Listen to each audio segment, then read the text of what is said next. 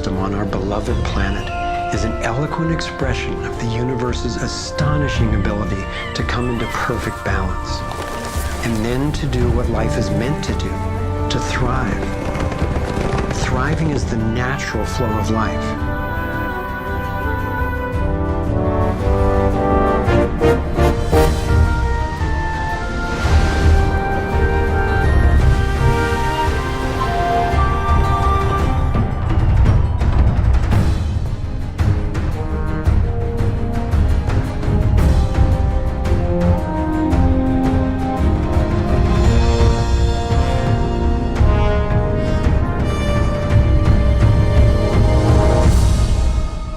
Consider what is surely one of the greatest wonders of all, how a tiny egg and a single irrepressibly plucky sperm can unleash a process that brings forth in the end another one of us.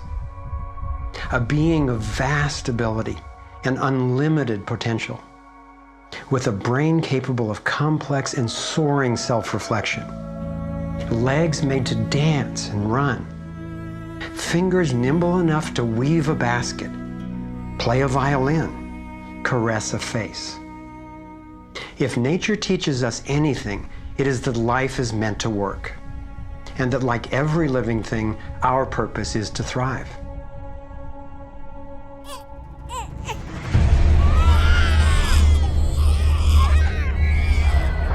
And yet, for the majority of people on the planet, life is not about thriving. It's about surviving, just trying to hang on. Is this really the best we can do? Did the universe labor for nearly 14 billion years only to bring forth a species that would end up as an enemy to life itself and to its own home? I don't think so. My name is Foster Gamble, and I have spent nearly a lifetime trying to figure out what happened. What is happening that could account for the staggering agony and deprivation on this planet? As a young man, driven by the misery I saw and by my fear for our survival, I set out on a journey, seeking to answer questions like, is it even possible for humans to thrive? If so, why aren't we? My research led me to places I never expected to go, revealing surprising discoveries that seemed unrelated at first, but which turned out to be crucially connected, as you'll see. I found a code, a pattern in nature that's been embedded in arts and icons throughout the centuries. I believe this code holds the key to a new source of clean, sustainable energy that could completely revolutionize the way all people live. I came to understand how our economic system is rigged, and I found out what we can do about it. My journey revealed ways we can claim our power to create liberating, healthy systems everywhere on Earth. I have realized that we are not a mistake. We are simply mistaken. We've been blinded to our brilliance, shorn of our strength, ignorant of our genius, unaware of our true power and magnificence. But all that is about to change. I invite you to share with me the highlights of my unlikely journey. I've created this navigator to take us through time and space. Let me show you around. On this screen, we can access what I call our vitals. It's the critical data we don't get from the corporate media, which in the US has consolidated from 50 companies down to 5 in just over 25 years. We'll use this to check on how we're really doing. The right screen tracks how to chart a healthy, sustainable course for living on planet Earth. I call these the navigating insights. And this will be our compass. Instead of a needle seeking north in our Earth's magnetic field, our compass is the shape of the field itself. And that shape, as you will soon see, has amazing technological and social ramifications. After a lifetime quest, I've come to believe that this pattern actually holds the key to a world that works for everyone. So let's go.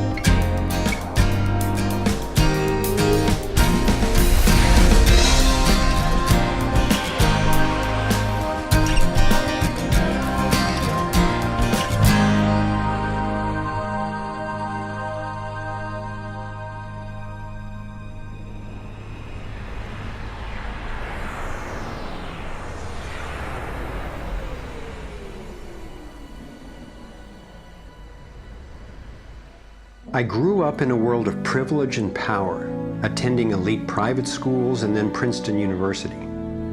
As a direct descendant of one of the founders of Procter & Gamble, I was groomed to be a leader in the establishment. But I chose a different path.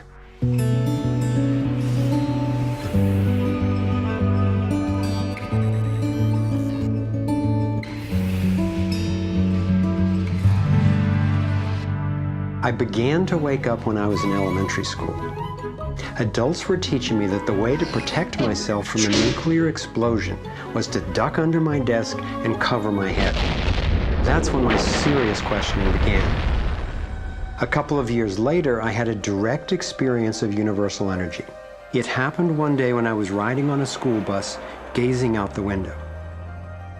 I had a vision of a whirlpool pattern, and I just knew that the flow of energy I was seeing was the same in an atom as in our entire solar system. I felt deeply that I, too, was somehow made of that same pattern. This vision was what originally got me into science, into trying to figure out how the universe works and how we humans fit into the overall pattern of life energy. Years later, I learned that the pattern I saw is known by some in the scientific world.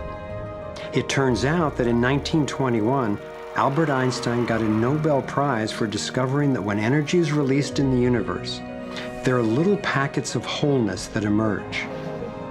This pattern actually tells us a lot about how life evolves. Considering the enduring wonders of creation throughout the universe and how unsustainable so many of our human systems are, I figured learning how the universe creates and sustains life would actually be quite useful. Each of these little packets of wholeness that Einstein discovered, called a quantum, is made out of its surroundings, but is distinct within it, like a whirlpool in water.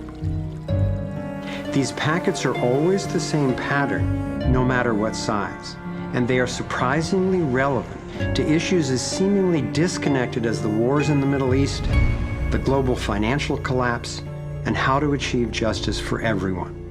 We're about to explore how. Mathematicians call this pattern the torus. The energy in a torus flows in through one end, circulates around the center, and exits out the other side. It's balanced, self-regulating, and always whole. I was first officially introduced to the torus by scientist and inventor Arthur Young. Futurist Duane Elgin explains how the torus is the primary pattern that nature uses for life at every scale. Evolution means to unfold, to roll out. So the question is, what is the universe rolling out? And what the universe is rolling out is self-organizing systems, and you can see this at every scale. A self-organizing system is a technical term for just a system getting a hold of itself, knowing itself, essentially.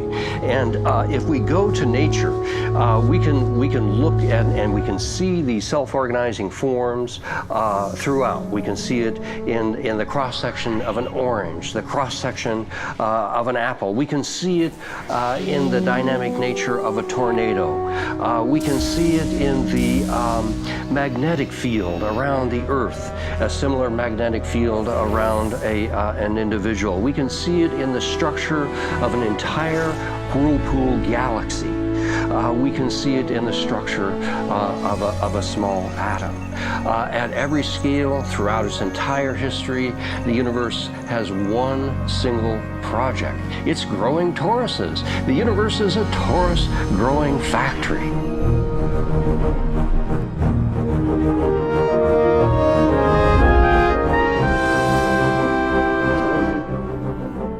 These toroidal dynamics are visible at various scales.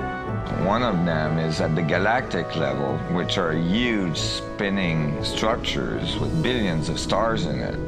Looks like typically big arms of galaxies spinning around, and they have vortices that goes from the center out to the edge of the galactic halo that surrounds them.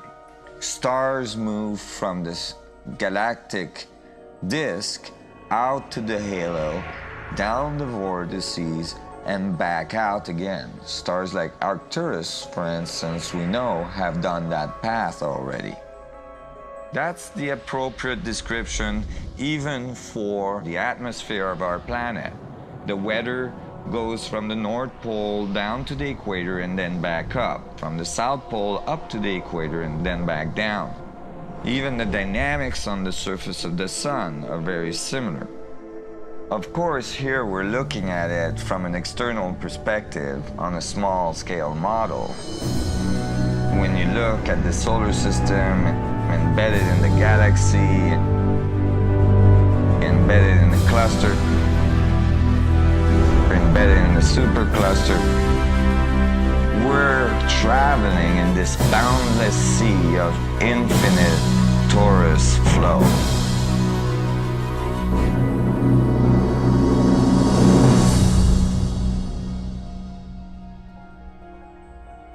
The torus is like the breath of the universe.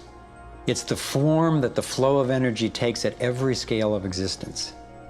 But there's also an underlying structure in how the flow fits together, sort of like a skeleton. It's called the vector equilibrium, a term coined by one of the 20th century's greatest thinkers, Buckminster Fuller.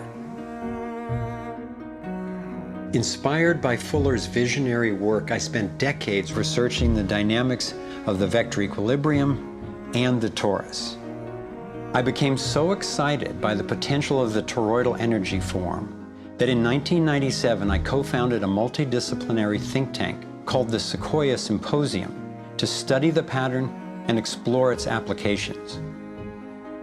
Our collected research convinced me that the torus and the vector equilibrium are primary patterns, fundamental to the creation of the universe at all scales. At the Sequoia Symposium gatherings, I learned of inventors who claimed they were using the torus dynamic as the basis for devices that generated energy without combustion. This revolutionary development, accessing what's sometimes called zero point or radiant or free energy, is now being called most simply new energy technology. Given that so much of the suffering in our world is the result of lack of access to energy, I realized that free, unlimited, clean energy would be one of the greatest breakthroughs in history. It could not just improve, but actually transform the quality of life on this planet. So I began to wonder who else knew about this pattern or about this powerful potential energy source. Some of the scientists at the symposium showed me how the torus has been encoded by different cultures for millennia. Apparently, ancient cultures had embedded this code in the most enduring forms then possible, in stories, in icons, in alphabets, and buildings. Here we are at one of the world's oldest sacred sites, the Osirian Temple at Abydos, Egypt. Very little writing is found in the Osirian Temple. However, there is one very significant piece of information in that temple. It is a very faint but clear and precise drawing. It's not etched into the rock, it's not carved, it's burnt into the atomic structure. of the rock in some extraordinary way. Nassim has decoded the Osirian symbol in 3 dimensions. Since our world is not two-dimensional, it makes sense that codes relaying information about our world also wouldn't be limited to flat designs. His 3-dimensional version of the Osirian symbol starts with the vector equilibrium, a perfectly balanced force field with 12 equal energy lines radiating out. They stabilize its center like the 12 spokes of a wheel. The primary pattern of balanced energy flow around this structure is the torus.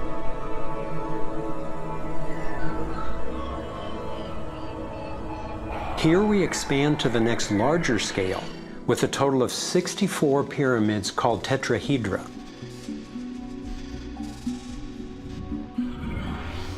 If we then put spheres in representing the toroidal energy field surrounding each of the pyramids, and then we drop away the pyramids,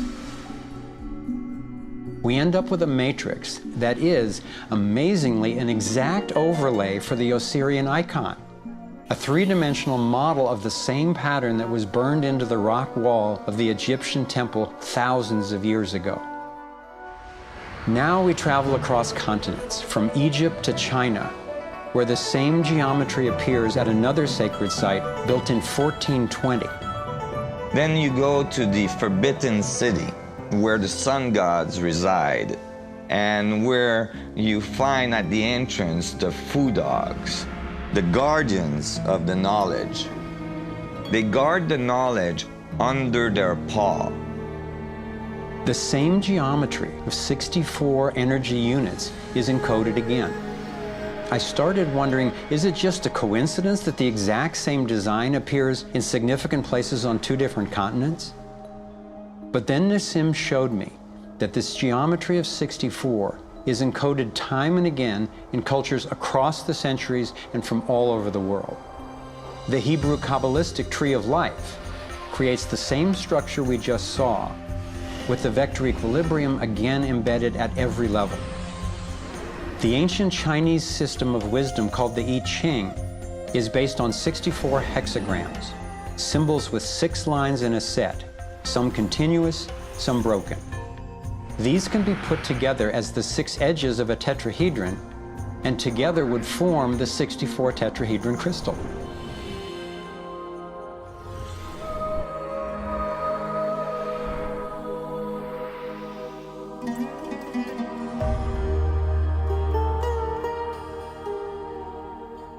This same pattern shows up in modern scientific research. The double helix has an alphabet of 64 codons that are used to encode our human DNA. I had seen that there was advanced knowledge of the living geometry of the universe thousands of years ago, but how on earth did they know about it?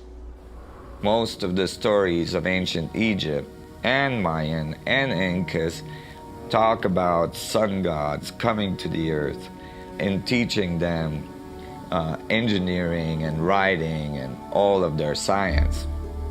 I started to wonder if all these sun gods were not advanced civilization coming from another part of our galaxy. These texts and many ancient cultures describe them as coming in flying boats, or in the Vedic tradition, flying machines, and so on. There is many mention of these sun gods coming through time.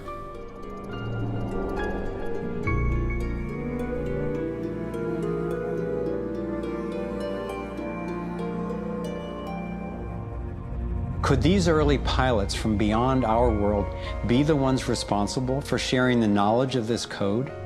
Could they actually be tapping its power to propel themselves through the cosmos? This isn't where I thought my research would lead me, and these notions were rocking my world. But Nassim has impressive evidence to back up his theories, and I could see no other rational way advanced math and physics concepts would have been recorded over 3,000 years ago. I sought out one of the most knowledgeable investigators, Dr. Stephen Greer, the founder of the Center for the Study of Extraterrestrial Intelligence. He's conducted hundreds of interviews with top-ranking government and military witnesses.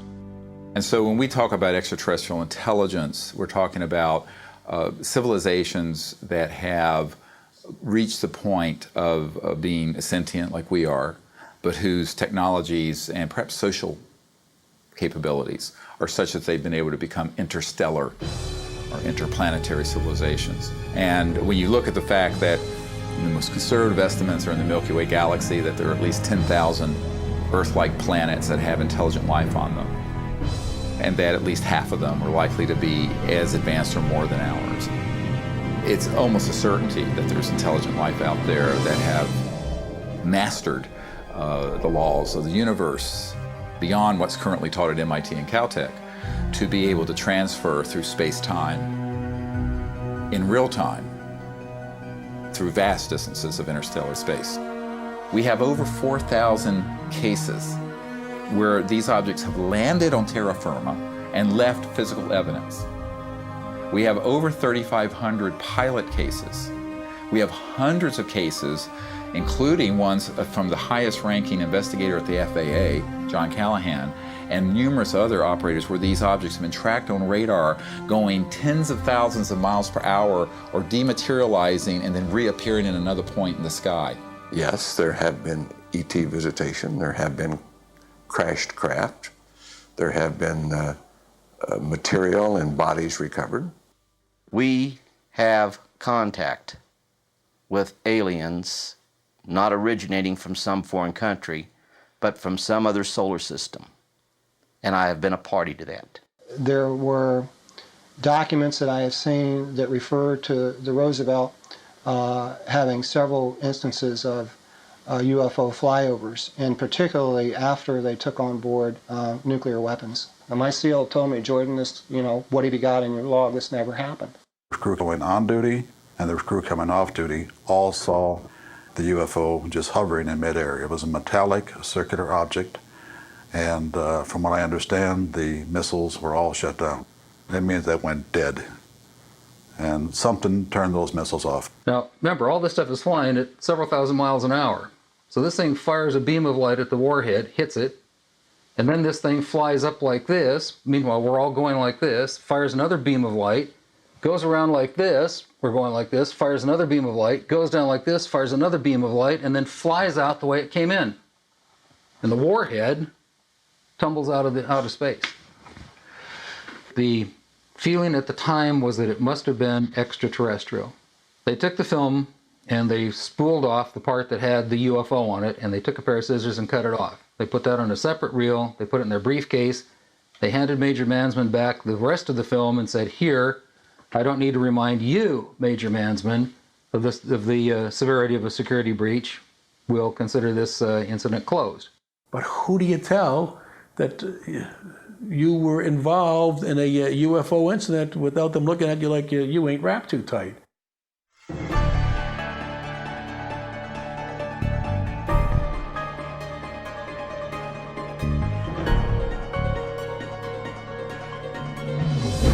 Out of all of the evidence for the existence of UFOs, one extraordinary phenomenon continues to astonish and inspire me. The appearance throughout the world of so-called crop circles. These elaborate designs appear mysteriously swirled into crops of grain in such a way that the stalks are bent over, yet remain alive. More than 5,000 of these patterns have appeared in over 30 countries, most of them in England. The media has led many people, including me at first, to write these crop patterns off as hoaxes, the nighttime work of a few pranksters. Of course, there have been faked versions, but those made by human hands are crude compared to the vast majority of these elegant creations. Could hoaxers have created all 5,000 of these patterns? Could a few people with ropes and boards have created something as complex and beautiful as this one, made in the dead of night in a driving rain and leaving no footprints in the soil? The electromagnetic field over the area where the crop's been laid down to create the image is often electrostatically charged. Some of these areas are littered with strange magnetic particles. One of the most amazing crop designs is not a circle, but a rectangle that seems to be a direct response to a message sent out into space in 1974. The message was a radio signal depicting our planet's location in our solar system and Earth's people, in hopes that it might be received and interpreted by an extraterrestrial intelligence. 27 years later, in 2001, this crop design appeared in England, along with what could be a self-portrait of the sender. This message matches the format of the NASA signal and describes a different solar system from ours, a picture of the sender, non-human DNA, and a microwave antenna they apparently used to communicate, rather than the radio antenna that we used. The antenna symbol had appeared a year earlier in exactly the same field, right next to a working radio wave antenna, like the one NASA used to send out the original signal. NASA continues to officially deny extraterrestrial contact of any kind. And yet, year after year, these spectacular creations appear.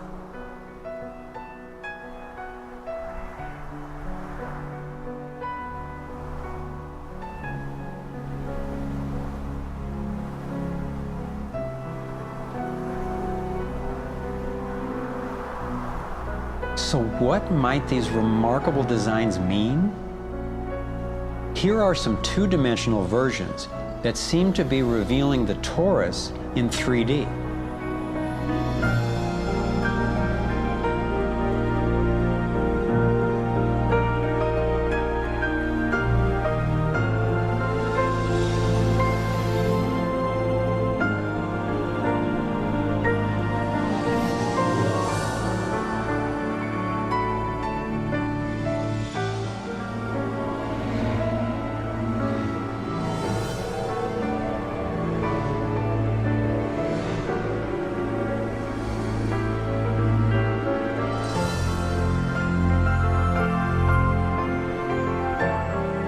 Here is the vector equilibrium.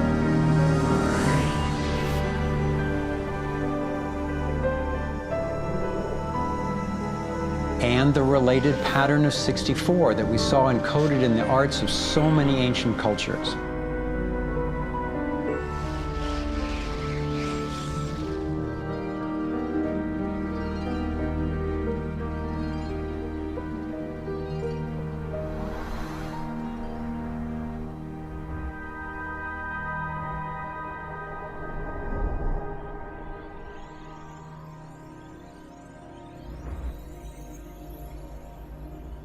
When I saw the coherence between the crop circles and the ancient encodings, I thought regardless of whoever created them and wherever they're from, there must be an important purpose to these designs.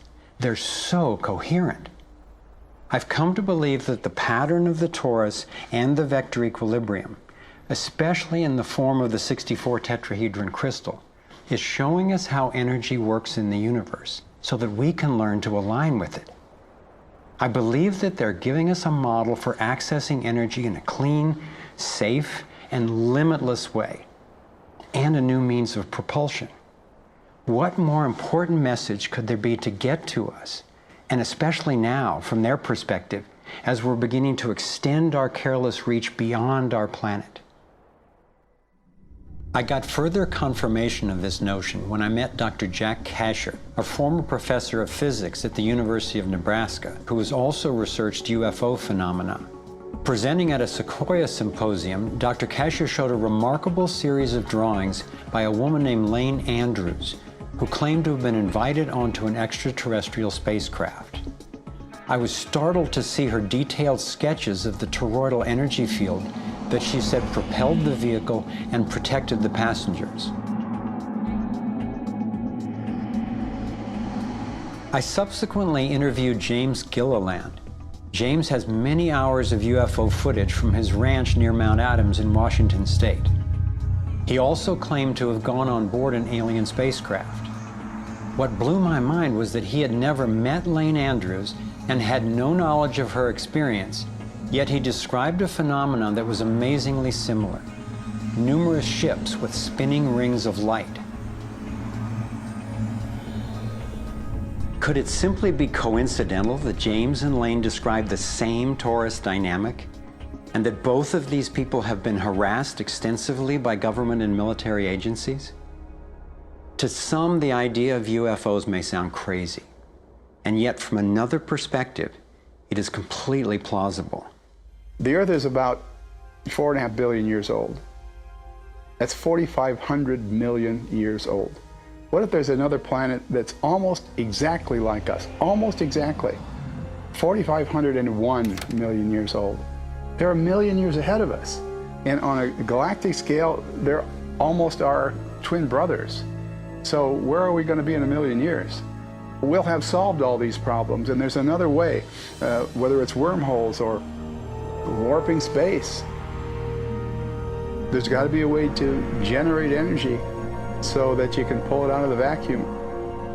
And the fact that they're here shows us that they found a way. This is a major shock to the human system that is in process. I understand why people in our generation, people who aspire to positions of political leadership, etc., never dare go near that question, because it's a worldview challenge. It's a fundamental worldview challenge. So here we are, a relatively immature species struggling with possible self-destruction. If aligning with the Torus does hold the key to a new form of clean, safe energy access, imagine the implications. This could be the most important technology breakthrough of our times. So who wouldn't want to have an energy source that's unlimited and freely available? That turned out to be a key question, and that's what led me down the next rabbit hole.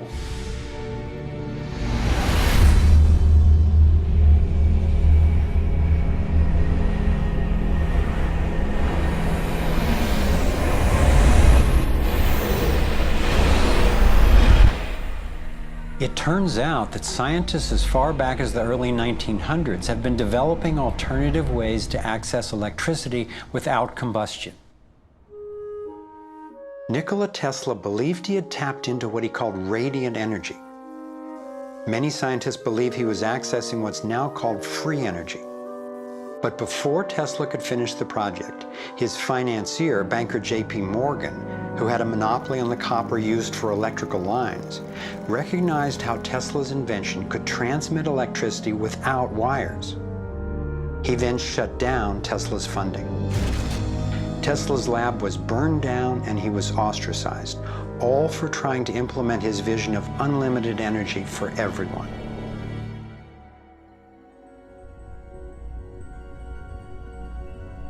A modern-day inventor, Adam Trombly, was inspired by Tesla's work and by the possibilities of the Torus.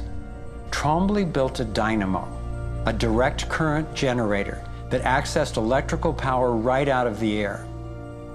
We were trying to demonstrate that by mimicking the magnetic field of a planet and rotating this device, we could actually create a dynamo that would work. And in fact, it did work, and it does work. So when we contemplate nature, when we contemplate Jupiter, or we contemplate a dynamo like the Earth rotating in space, we're basically talking about a magnet which is rotating in space. And the lines of flux of the magnet are pouring down and through in this toroidal pattern of the magnetic field. It's also expanding and contracting.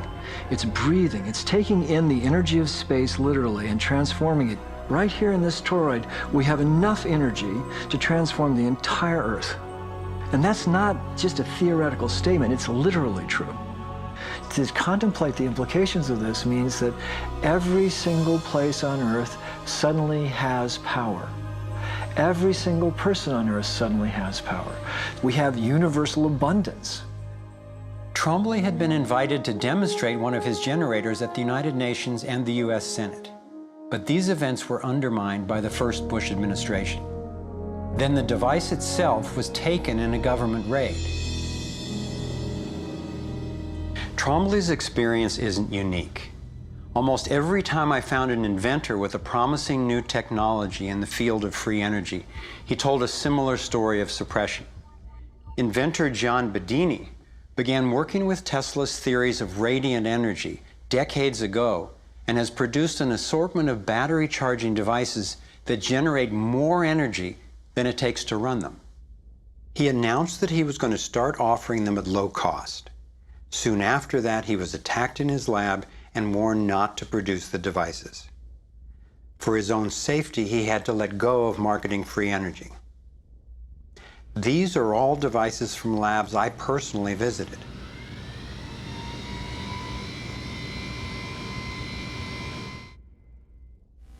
Now.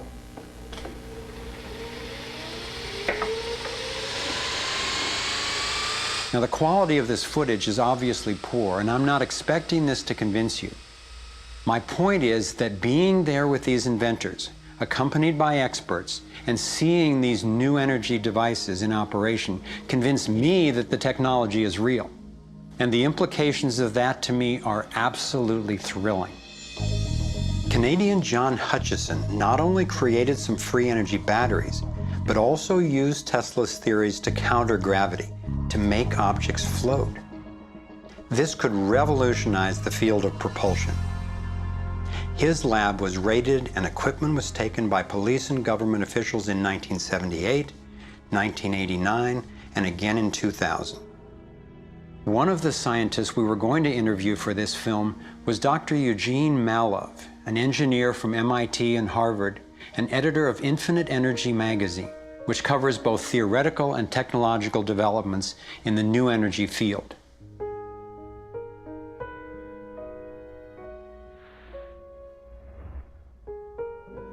Dr. Malov was mysteriously beaten to death in 2004. If these inventors were all hoaxers and charlatans, I wondered, why are they being suppressed so consistently and so brutally? I asked free energy inventor Adam Trombly why he thought this technology was being suppressed, and if the UFO phenomenon was related. We've had major military people at great risk to themselves say, yes, these things are real. Why do you think the military-industrial complex doesn't want that statement to be made? Because you start thinking about what kind of technology is behind that. That's the bottom line. The suppression of UFO phenomena is hand in hand with the suppression of so-called free energy. The energy is extracted from the fabric of the space around us, which means it cannot be metered. That is a direct threat to the single largest industry in the world, energy. It's goodbye ExxonMobil, goodbye oil, goodbye coal, goodbye linear transmission of electricity through power lines, all that gone. Unfortunately, it's someone's $200 trillion piggy bank. The proven oil and gas and coal reserves are worth north of $200 trillion.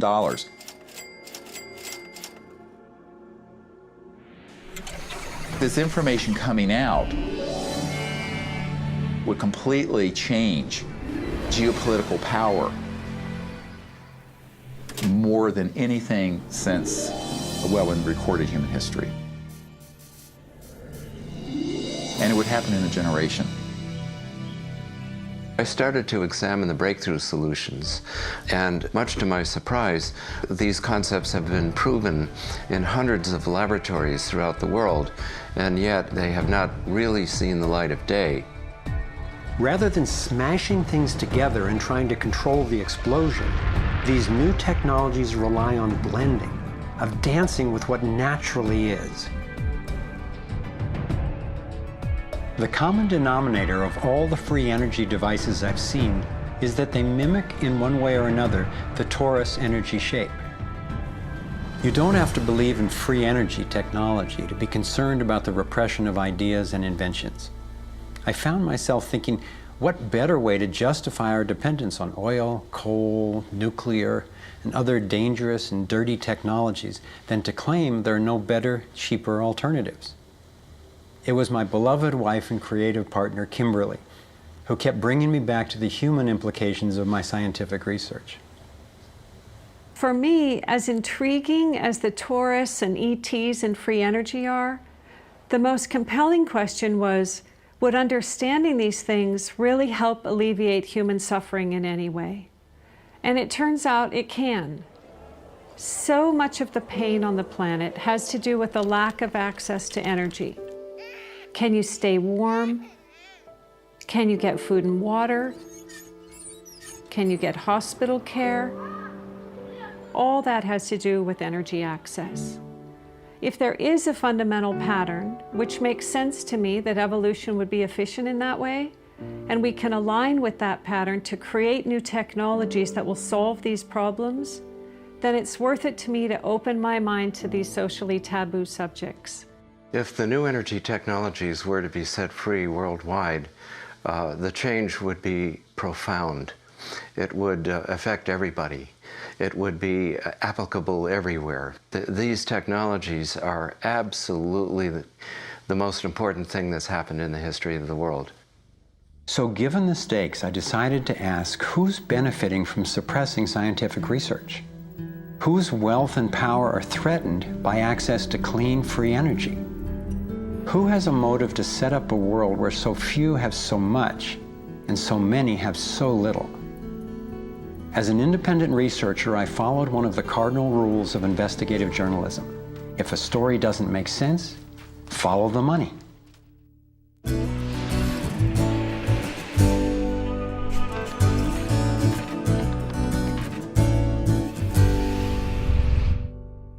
Our being dependent on oil ensures that energy corporations continue to reap phenomenal profits. I see them committing huge resources to undermine energy alternatives, to control global reserves, and to maintain high oil prices. They have enough money and influence to suppress anything that might threaten their monopoly. So who's behind the huge energy corporations?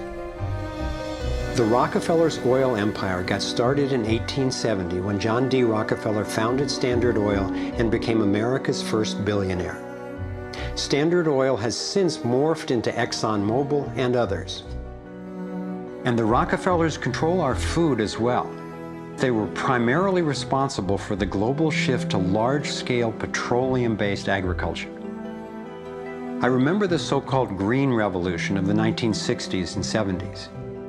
Like most people, I thought it was a great thing. It was, however, based on the planting of huge plots with a single crop using vast amounts of oil-based fertilizers, herbicides, and pesticides. The Green Revolution was the brainchild of the Rockefeller Foundation's Natural Science Division in partnership with large agricultural corporations. Petroleum-based agriculture provided vast new profits for the oil industry, but never lived up to its promises of ending hunger and promoting health. The Green Revolution did at first increase productivity because every bit of soil was being used for immediate production. But its true costs can now be seen. Taxpayers pay billions in subsidies to giant agribusiness corporations. Small family farms have all but disappeared. Biodiversity is destroyed. Toxic chemicals poison farm workers and pollute the land, water, and our food supply, endangering the health of us all. As of 2010, approximately 1 in every 7 people worldwide did not have enough to eat. The giant corporations who had brought us chemicals for chemical industrial agriculture, and they were talking about 3 instruments to consolidate the food chain. The first was genetic engineering as a way of control. The second was patenting seed and patenting life as a way of control, declaring seed to be private property, treating the saving of seed by farmers as a crime, as a theft of intellectual property. And the third was so-called free trade treaties that would rob ordinary people, farmers, growers, of their freedom to save seed. The design of Terminator technology to create sterile seed in order to impose even more dependence of humanity on a handful of corporations is the ultimate step in this. We are, through what we are doing with seed, literally for the first time, creating a new colonization, which I call the colonization of the future.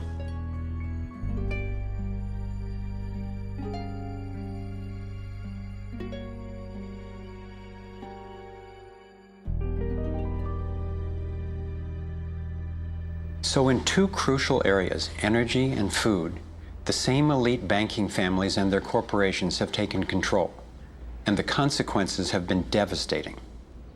For me, it was overwhelming at first to discover such a monopoly of influence, but I knew it was important. Like learning you have a tough but treatable disease. It helps to understand what's causing it and how it operates if the goal is to cure it. So I continued my investigation. If oil and food are controlled by the big banking families, where else does their influence show up? As I followed the money, I began to see this same pattern of control in just about every area of our lives. And I always found the same families in charge, either directly through their banks and corporations or indirectly through their major foundations.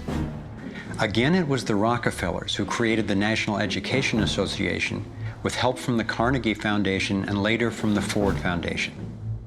What the captains of industry wanted from our schools was an obedient and docile workforce who would be manageable employees and eager consumers.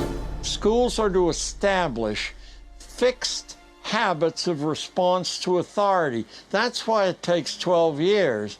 You're to respond reflexively when anyone in a position of authority tells you what to do.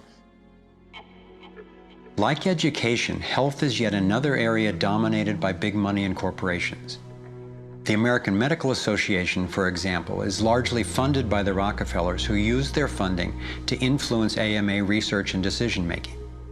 The average MD in 4 years of medical school takes one course in nutrition, 2.5 hours in many cases, and the materials used, the curriculum materials, are supplied by the National Dairy Council and the National Livestock and Meat Board and other industries, including the Sugar Association, with products to sell that actually undermine our health in the first place.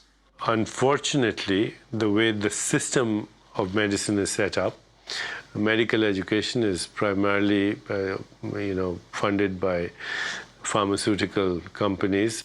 So there's a motive to make and sell as many drugs as possible. It's also a very time-effective way of making money for the physician, for the pharmaceutical company, for the whole medical establishment. But it's really perpetuating the problems it was meant to alleviate. Side effects may include nausea, dry mouth, and constipation. Decreases in white blood cells, which can be serious. Sexual side effects, diarrhea, nausea, and sleepiness. Can lead to coma or death. How far will these forces go to make a profit? Would they actually suppress cures for diseases the way they've suppressed free energy technology? Sadly, my research has shown me the answer is yes. One well-documented example is the case of Dr. Royal Rife. In the 1920s, Dr. Rife invented the most advanced microscopes of his time. He also developed a new technique he called coordinative resonance, which was apparently able to destroy cancerous tumors as well as viruses. In 1934, in clinical trials affiliated with the University of Southern California, Rife's treatment was tested on 16 terminally ill cancer patients. Within 3 months, they were all successfully cured. Soon after, a lab testing Rife's technology was burned down and a frivolous lawsuit was filed. Through the efforts of Morris Fishbein, head of the Journal of the American Medical Association, Rife was essentially shut down and ruined, his brilliant and promising work all but forgotten. It was really hard for me to consider that someone might actually be suppressing cures. And cancer has run through my family like a raging river. I found out that it's all about patents. If a pharmaceutical company can patent and make money from treatment, especially one that we have to keep on using, then that's what we get. Otherwise, we don't even hear about it. It's not just Rife who got shut down. Reen Case had an old Indian Ojibwe formula that was effective. Harry Hoxsey and Max Gerson had natural remedies that worked. But if you go and you look them up, the AMA makes them sound like complete quacks. And that's where following the money has been so helpful, because the same powers who control the AMA and their research and funding control the pharmaceuticals. So there's a multi-trillion-dollar financial incentive to suppress cures that can't be patented. Knowing that cures exist has not taken away the anguish I feel from losing so many people I love to cancer. It's given me something really satisfying to do with the pain. And I believe when we take the love and devotion that we have for everyone who's died and who will die unnecessarily and direct it to developing and getting these cures out to people who need them, we can break this cancer legacy and heal.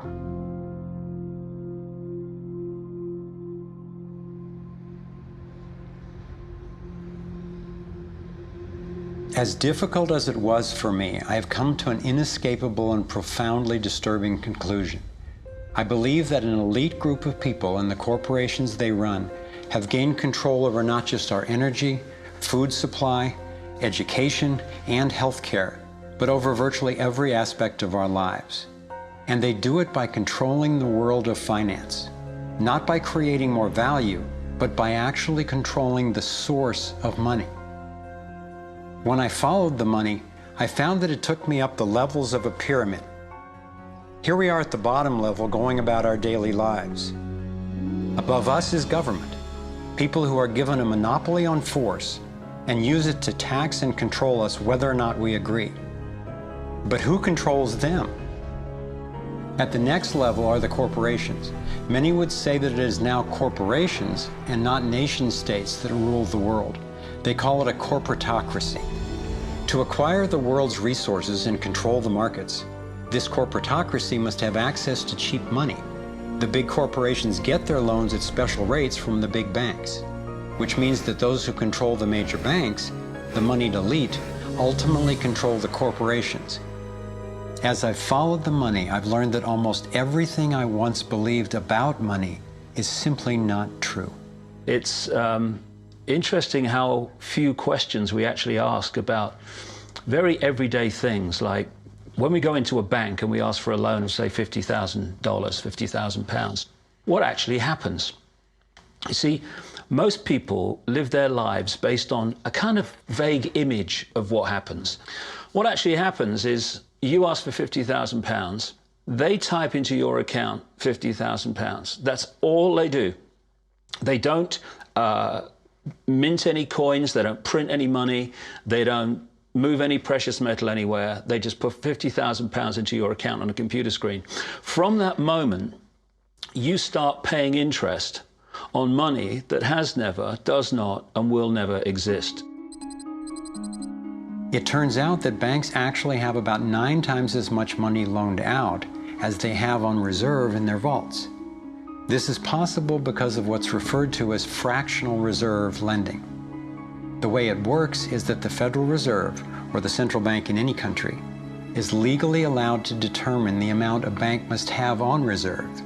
In the US, it's currently around 10%. So if you deposit $10,000 into the bank sets aside 10%, or $1,000, and then loans out the rest of your money.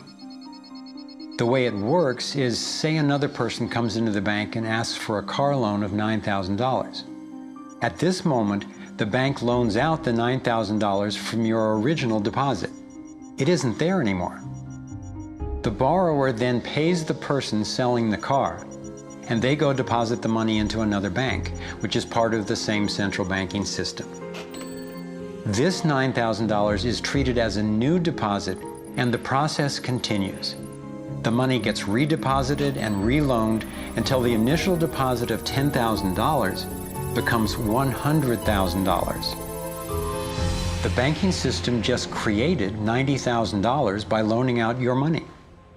Apparently it began with the goldsmiths in the 17th century when people were trading in gold. Gold was heavy to carry around, so people stored the actual metal in vaults and traded receipts instead. Those receipts were the first paper money. Since only a few people would withdraw their gold at any given time, the vault owners, basically the new bankers, began creating receipts for more metals than they actually held. They loaned out those receipts and charged interest on money, gold, that they didn't really have.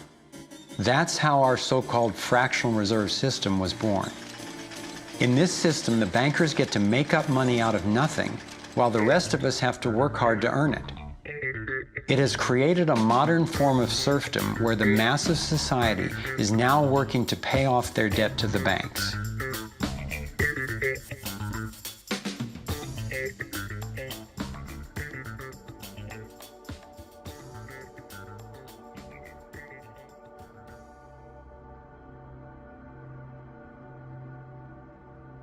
Under this fractional reserve scheme, we inevitably become debt slaves to a ruling class of financial elite, not because they are better or smarter than anyone else, but because they have rigged the system to benefit themselves at the expense of most people on the planet.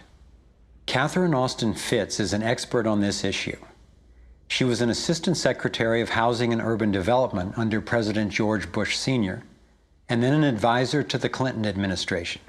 Let's set up a game of Monopoly and you want to buy Park Place.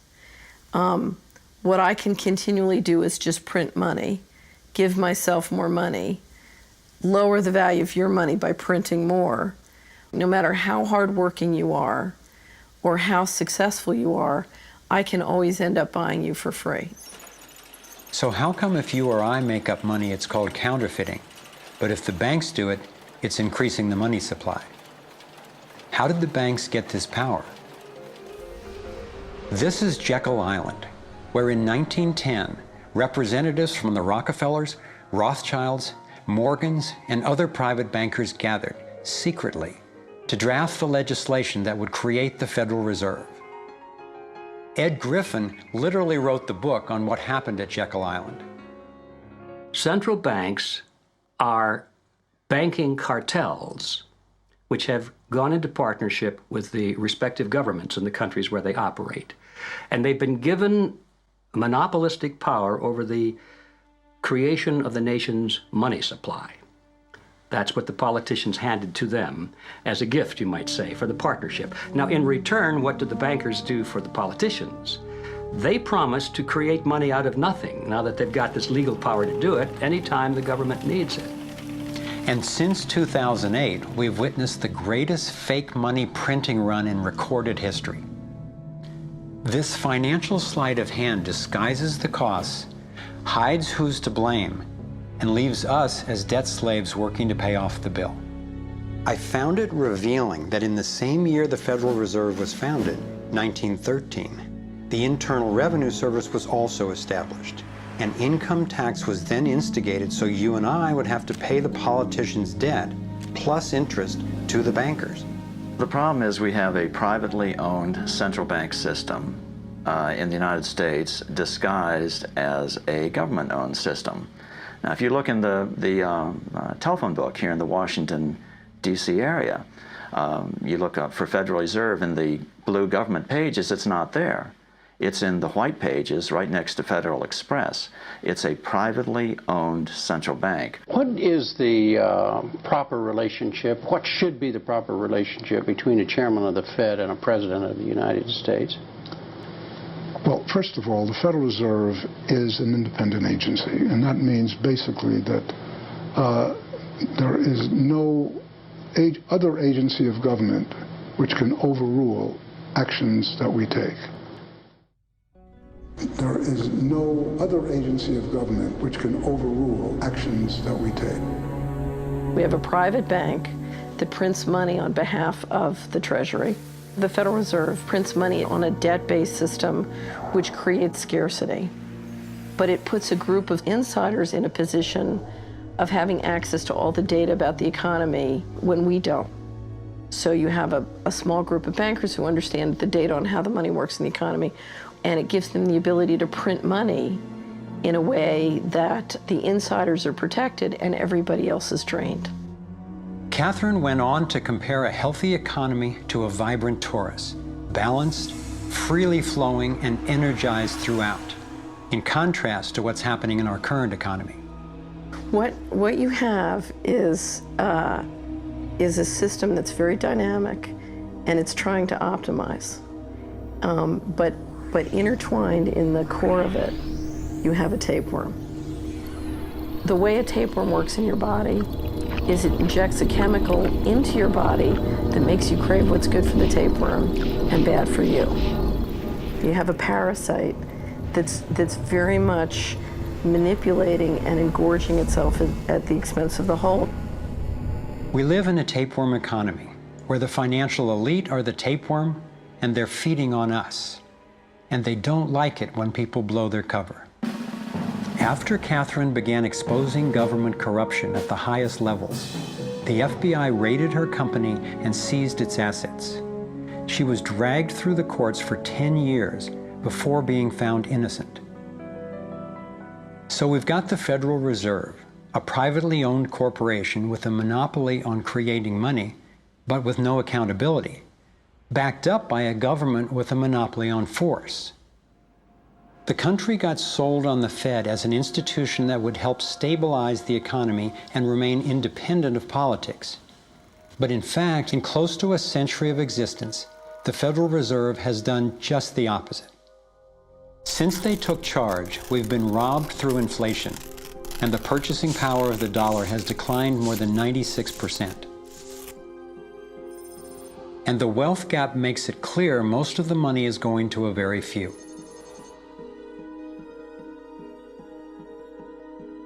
Only 16 years after the Federal Reserve was in power, America experienced the Great Depression.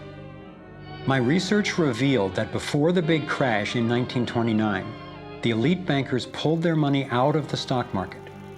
After the crash, they used that money to buy up cheap stocks and smaller failing banks for pennies on the dollar.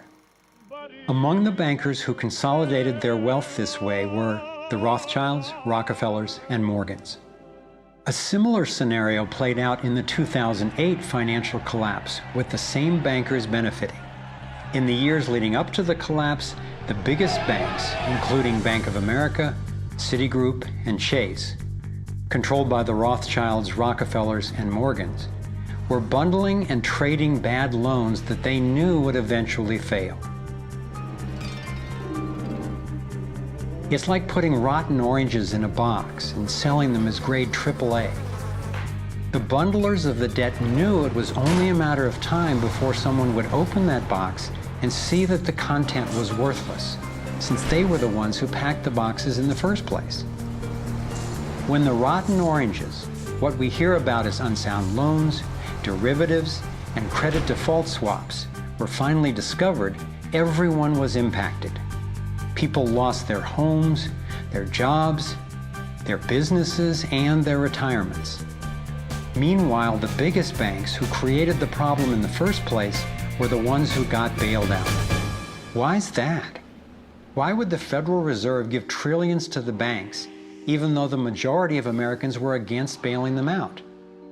And why not help those most in need rather than the perpetrators of the financial collapse? My research led me to believe that the same people who created the Federal Reserve, the Rothschilds, the Rockefellers, and the Morgans, still control it, and they use this scheme to bail themselves out at our expense. Many of the banks created are still the most powerful lobby on Capitol Hill, and they, frankly, own the place. I'm convinced that the near collapse of the economy in 2008 resulted from an orchestrated pump and dump scheme designed and executed by the big bankers to consolidate wealth and power. David Icke explains how he sees the Federal Reserve rigging the so-called business cycles. Stage one, it's like throwing a fishing line out. Stage one, you put lots of money, units of exchange, into circulation. You do this by pushing interest rates down, by making lots of loans. This is the part of the cycle we call a boom. Because there's lots of units of exchange in circulation, there's lots of money changing hands. That generates lots of economic activity. That generates jobs. And as more and more money is spent, there's more demand. So companies take out more loans of fresh air money to increase their production. people get confident in their everyday lives. Hey, you know, I work for this company, they've got lots of orders, it's really going great, my job's safe, I tell you what, we can have a bigger house. Then they start to change it. What they do is they pull the fishing line in. They push interest rates up. Now, fewer people, are taking out loans, and they make the criteria for having a loan from the bank stronger anyway.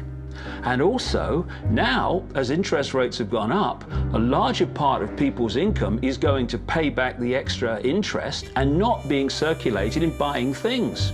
Suddenly, there's nothing like as much money in circulation, and therefore, fewer things are being bought. Companies start to go down in terms of their profits, they start to shed jobs, and they start to go out of business. People lose their jobs, they can't pay the mortgage anymore of the big house they took out in the good times. Now what the banks are doing is starting to reel the fishing line in, because as they go bankrupt, companies and individuals, the banks get the real wealth, the property, the land, the resources that they had signed to them for lending merely figures on a screen. Now this economic cycle of fishing line out, fishing line back, lots of units in circulation, pull them in, has been going on for centuries.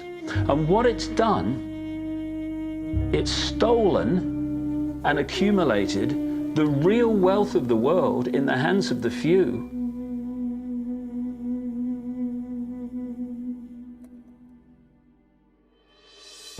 At the international level, central bankers use the World Bank and the International Monetary Fund to make more money while exploiting the resources of countries they lend to, bankrupting them in the process.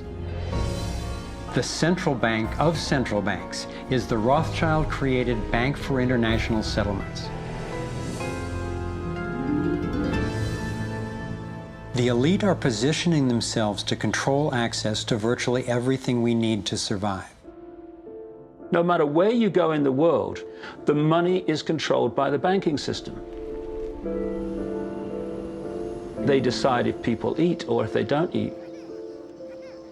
Who's a billionaire and who lives on less than $1 a day? He who controls the money controls the world, and a very few control the money.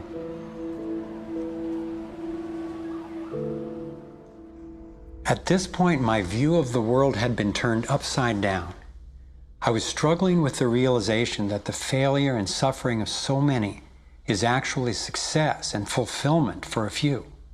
The elite central bankers who fooled the world into letting them create money. They already have vast fortunes, so what is their end game? What is their ultimate agenda?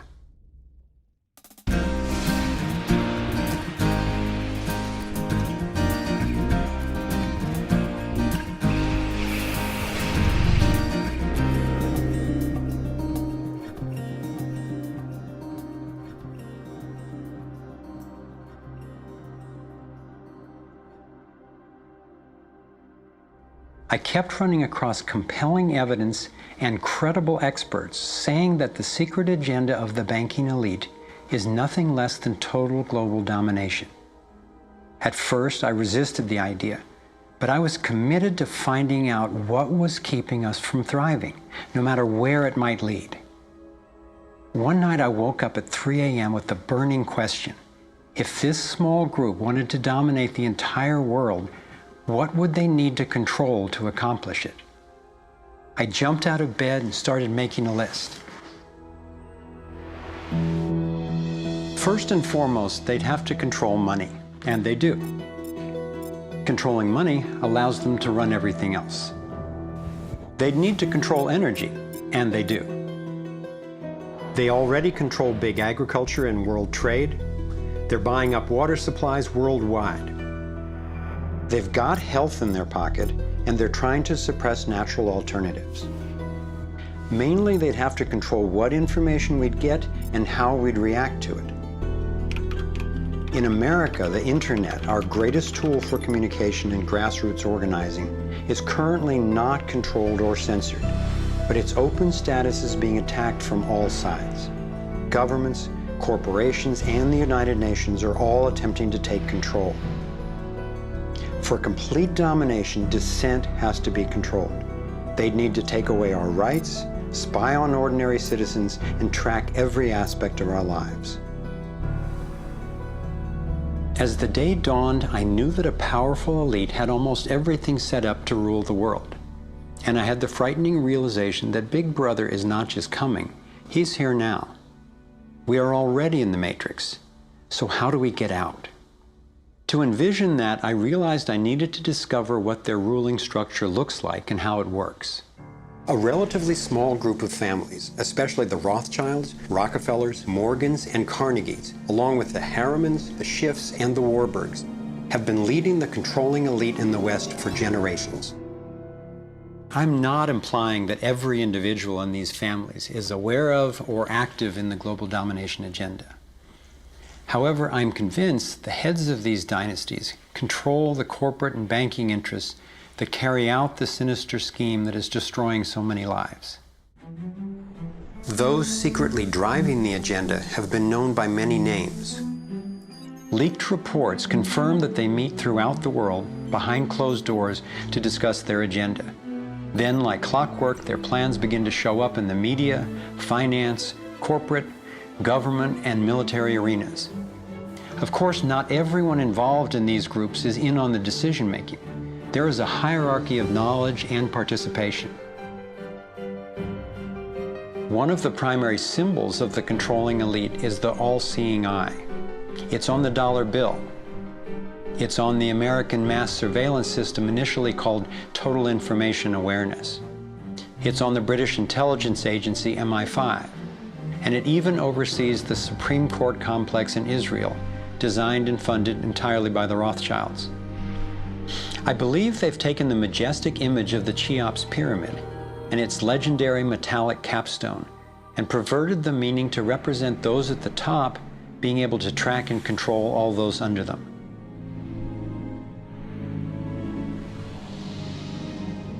One of the painful ways this information has been used is by people who want to promote anti-Semitism.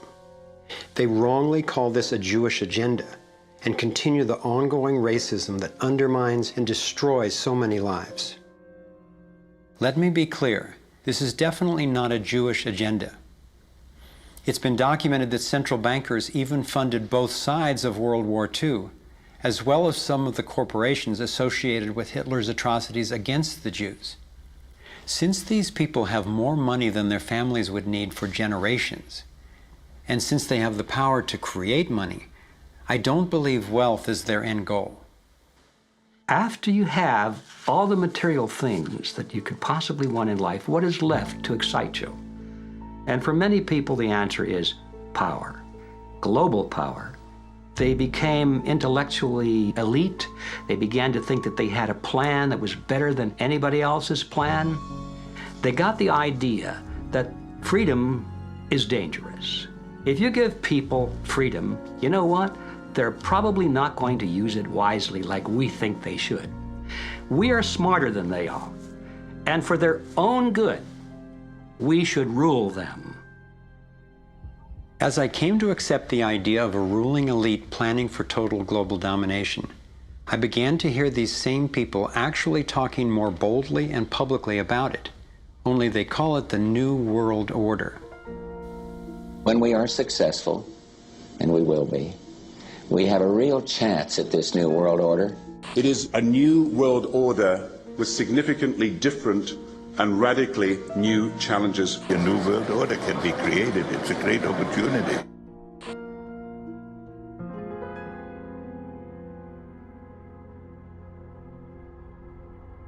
Given the condition of our world, a new world order can sound like a great idea.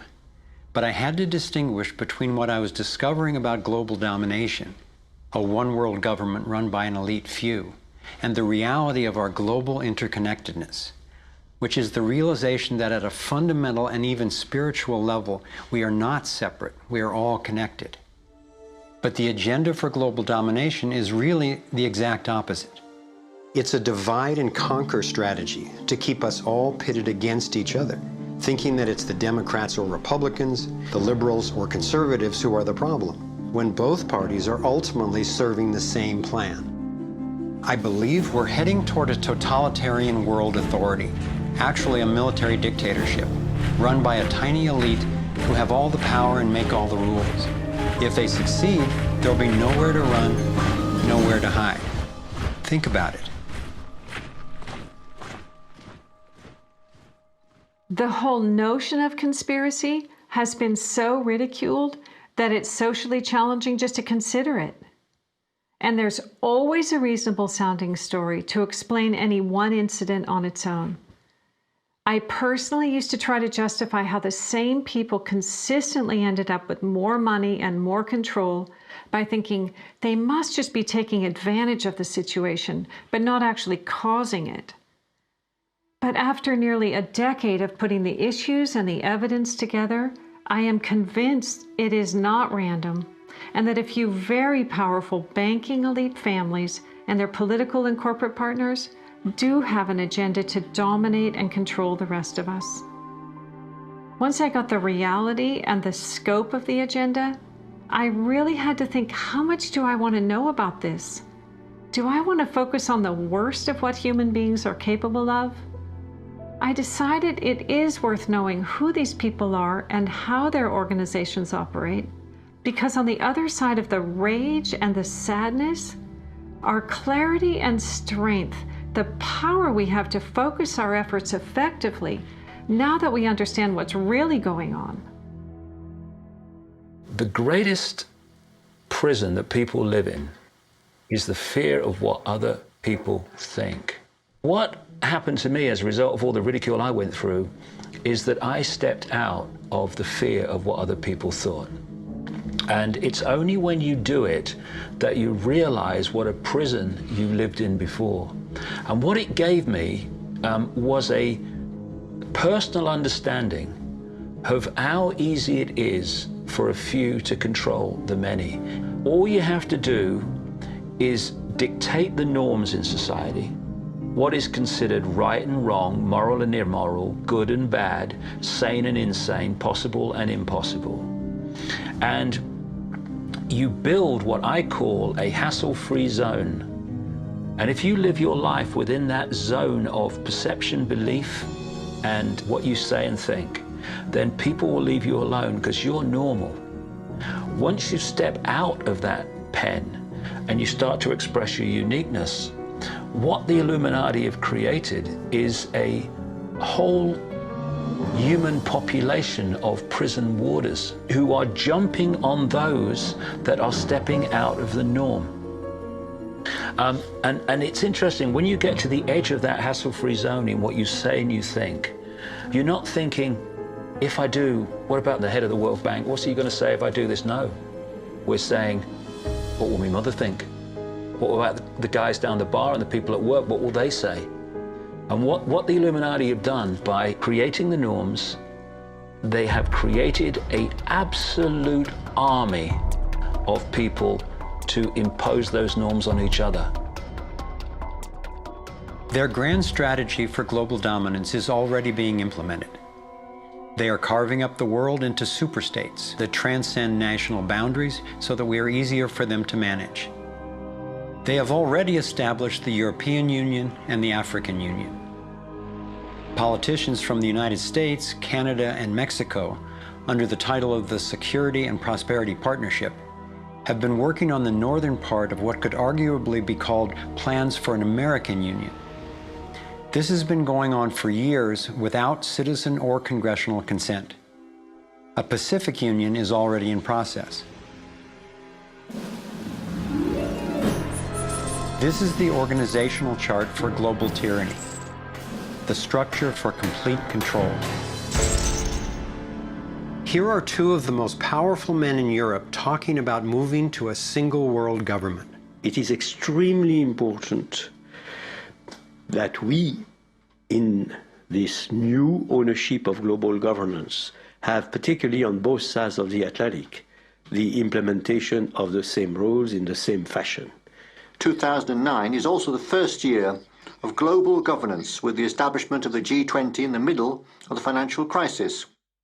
On the international level, the central banking elite have put huge organizations in place to implement their policies, including the World Trade Organization, the World Health Organization, the World Bank, and the International Monetary Fund. John Perkins is a man who knows from decades of his own experience as a so-called economic hitman how the collusion of banks, corporations, and governments has taken over countries around the world. We use many techniques, but probably the most common is that we'll go to a country that has resources that our corporations covet, like oil, and we'll arrange a huge loan to that country from an organization like the World Bank or one of its sisters. But almost all of the money goes to U.S. corporations, not to the country itself. Corporations like Bechtel and Halliburton, General Motors, General Electric, these types of organizations. And they build huge infrastructure projects in that country, power plants, highways, ports, industrial parks, things that serve the very rich and seldom even reach the poor. In fact, the poor suffer because the loans have to be repaid, and they're huge loans, and the repayment of them means that the poor won't get education, health, and other social services, and the country is left holding a huge debt by intention. We go back, we economic hitmen, to this country and say, look, you owe us a lot of money, you can't repay your debts, so give us a pound of flesh. As soon as one of these anti-American presidents is elected, one of us goes in and says, hey, congratulations, Mr. President. Now that you're president, I just want to tell you that I can make you very, very rich, you and your family. I've got several $100 million in this pocket. If you play the game our way, if you decide not to, over in this pocket I've got a gun with a bullet with your name on it in case you decide to keep your campaign promises and throw us out. Sell our oil companies your oil real cheap, or vote with us at the next UN vote, or send troops in support of ours to someplace in the world such as Iraq. And in that way, we've managed to build a world empire with very few people actually knowing that we've done this. Like many people, I thought a conspiracy for global domination could not really work because basically people are just not that competent. I thought there's no way they could pull off such a scheme at the necessary level of control and secrecy. One of the false hopes is this is all happening because government is incompetent, and it's a giant mistake, and people really don't know. And of course, that's great air cover for the fact that the system really does know where it's going, and it's going where it wants to go, and it's being successful at it. Still, I wondered how could something that is so big and corrupt be kept secret? It's a simple structure, and if it wasn't simple, it wouldn't work. And it can be likened to a compartmentalized pyramid. If you look at any organization today, no matter whether it's a transnational corporation, a university, a government, a secret society, they're all structured as a pyramid. And as the CIA and other intelligence agencies talk about, they have this need-to-know system. Only let people know as much as they need to make their contribution and no more. So you take a bank, an individual bank, not that there is such a thing. At the bottom, you've got the people you see when you pass your check over the counter in the bank. Now, they don't know what the bank manager behind them knows and is discussing. They only know what they need to know to do their job. The bank manager in the office behind them, he doesn't know or she doesn't know what's happening at the next level, and they don't know what's happening at the next level. And eventually, you've got a tiny few people at the peak of the pyramid of that banking structure. They're the only ones that know what the real agenda of the bank is and what the direction is that they're going and why. This kind of compartmentalization explains how the Manhattan Project, which developed the atom bomb in World War II, was kept secret despite having 130,000 people working on it. When I first let in the scale and the intentions of the agenda, I felt like I had the flu for about 2 weeks. But then it dawned on me. Here was this well-planned, well-orchestrated attempt to squelch human potential, and still our brilliance shines through. Even though we've been systematically distracted and repressed, people have come up with innovative, ingenious solutions to a huge number of the problems that we face. It's not our fault that we didn't recognize how organized and intentional this scheme is. It's our challenge. I looked at the kind of world the controlling elite have already given us, and I had to ask, what kind of world would we be living in if they had absolute and complete domination over everyone, everywhere? In this new world order of theirs, a tiny number of people would exercise total control over the lives of everyone through a system of intrusive surveillance, violent suppression of dissent, and debt slavery. Imagine tiny islands of opulence surrounded by a sea of misery, where the mission of the military is to protect the haves from the have-nots. I've come to believe that their endgame is truly ominous, and that they will stop at nothing to continue implementing their plan. As difficult as it may be for Americans to accept, I'm now convinced the agenda of the global elite includes destroying the financial strength and sovereignty of the United States. With its history of free speech and armed revolt, America represents the major hurdle to global consolidation of power. If they can succeed in bringing down this country, I believe the international elite intend to transfer the power and productivity of Americans to their one-world dictatorship, gradually taking over our lives in what David Icke calls the totalitarian tiptoe. Think about it. They've got us so deep in debt we can never repay it. They're collapsing the dollar, and they're attempting to replace it with a global IMF currency. This press for a global cashless electronic currency would enable a central authority to financially disable any individual or group in an instant. Now, for the first time in history, international taxes are being proposed under the pretense of addressing climate change. Like a Trojan horse, the suggested treaty unveiled at the 2009 Copenhagen Climate Conference appealed to our concern for the environment while distracting us from the fact that this unprecedented carbon tax would be paid to the World Bank and enforced by global police. There are ways to address our obvious need to curtail pollution without creating a tax base for tyranny. You want to change society in a way that you know that if you do it openly, you know you're going to get an adverse reaction. So you don't do it openly. You play problem, reaction, solution. Stage one, you create a problem. It could be a terrorist bomb, it could be a 9/11, it could be a run on a currency, it could be a stock market collapse, a government collapse.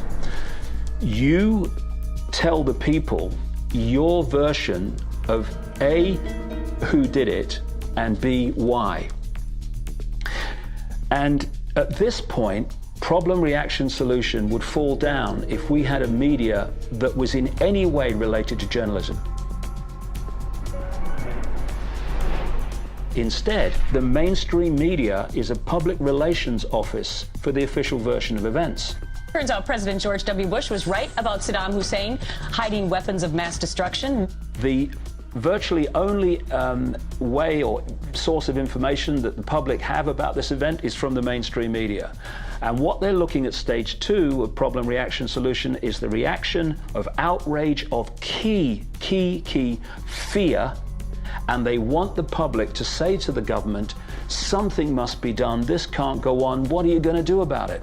And this allows stage three, which is those who've created the problem, glean that public reaction with a false story, to then openly offer the solutions to the problems they have themselves created. The idea of using tragedy, manufactured or simply utilized, was deeply significant in my finally understanding how far these people will go to achieve their goals. It's a documented fact that we entered the Vietnam War under false pretenses. Former Secretary of Defense Robert McNamara has acknowledged that the attack on a ship in the Gulf of Tonkin didn't actually take place. Our judgment that we'd been attacked that day was wrong. It didn't happen.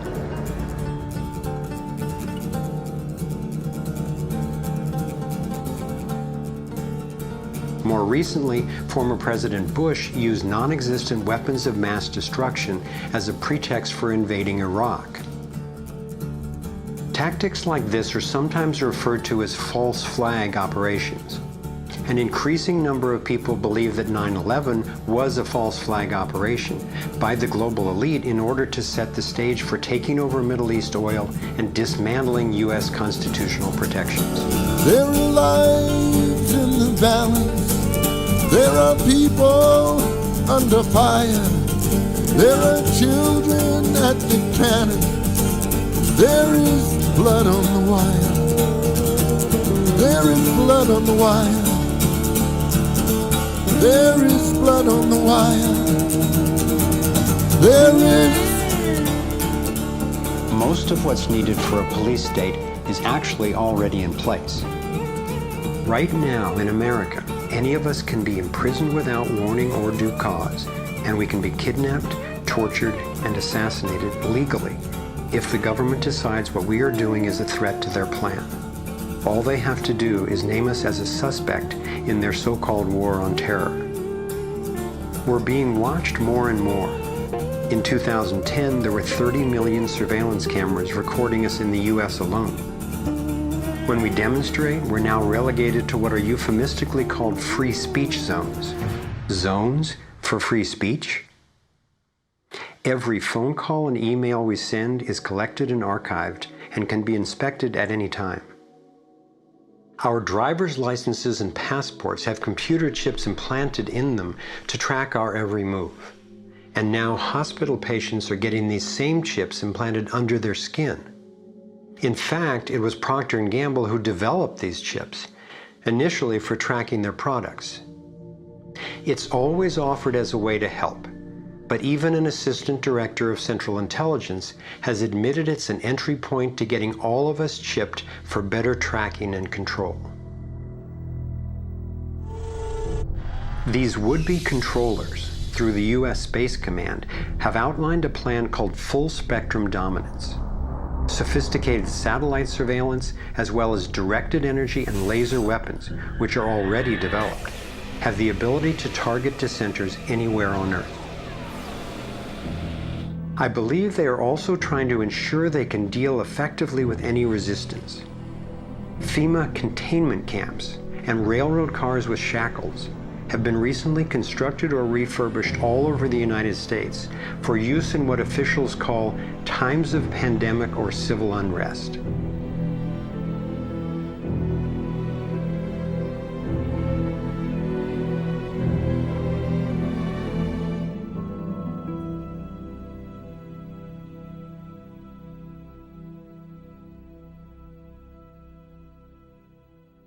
There's one more brutal realization about the global domination agenda that I need to share. This was a horrible one for me to grasp, but without it, this inquiry would be dangerously incomplete, and our solution strategies would be inadequately informed. In my research, I came across convincing evidence that their plan actually includes the elimination of the majority of the world's population. As sick as it sounds, it makes sense that they would be better positioned to succeed in their quest for absolute control if there are fewer of us to manage. Every time I've thought they wouldn't do that, I discovered I was wrong. I found startling documentation that eugenics is one of the core pillars of their plan. Eugenics is the practice where some people get to decide who's worthy to breed and who's not. Sterilization is one of the many insidious ways this covert plan is being implemented. In 1904, the Carnegies funded the first eugenics laboratory in Cold Spring Harbor, Long Island. The Rockefellers funded involuntary sterilization of people of color through their eugenics programs and funded the Kaiser Wilhelm Institute in Germany to further the racial supremacy agenda later adopted by Hitler. In 2007, the U.S. Department of Agriculture and Homeland Security funded a proposed project to aerial spray over 7 million people in urban areas of Northern California. After citizens organized against the plan, officials were forced to reveal that the spray included multiple toxins that can cause disease and disrupt the reproductive cycle. Fortunately, civil resistance stopped the project. The U.S. government has been caught over 30 times covertly experimenting with toxic chemicals on its own citizens, from soldiers, prisoners, and Native American reservations to entire towns and counties. Mass covert sterilization of women and girls, usually using secret additives to vaccines, has been exposed in Brazil, Puerto Rico, Nicaragua, Mexico, and the Philippines. These have been under the auspices of such programs as John D. Rockefeller's Population Council, the U.S. Department of Health, Education, and Welfare, where Nelson Rockefeller was undersecretary, and the Rockefeller-founded World Health Organization. Novartis and Syngenta, in cooperation with the U.S. Department of Agriculture and the Department of Defense, have field-tested a spermicidal strain of GMO corn that would render male consumers infertile. This was quietly announced as a contribution to the world overpopulation problem.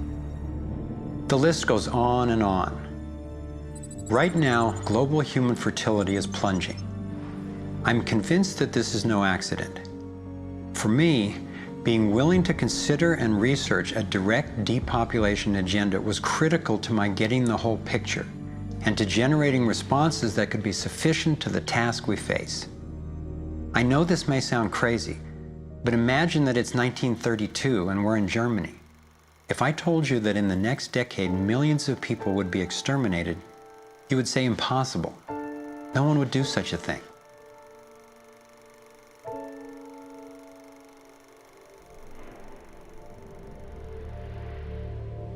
This is what depopulation looks like today. I'm convinced that I'm not overstating the case. Could I be wrong? Perhaps. But what if I'm not? We are at a critical fork in the road in human evolution. One road is leading toward tyranny and possible self-destruction. The other would lead us to a peaceful, healthy civilization based on honoring the rights and freedom of every single person on the planet.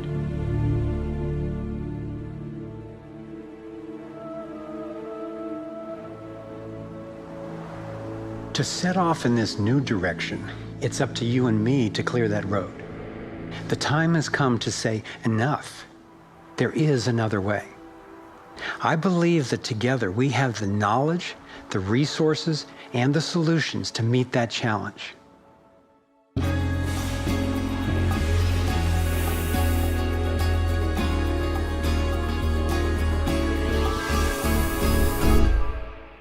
I see this process as nothing less than a struggle for the soul of humanity.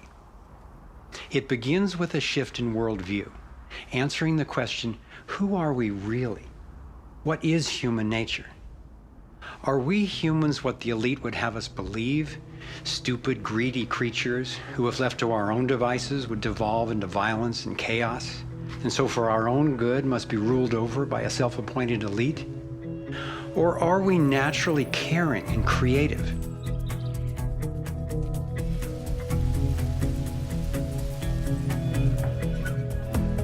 I believe when people are healthy and have what we need to survive, we can create a world based on integrity, freedom, and compassion.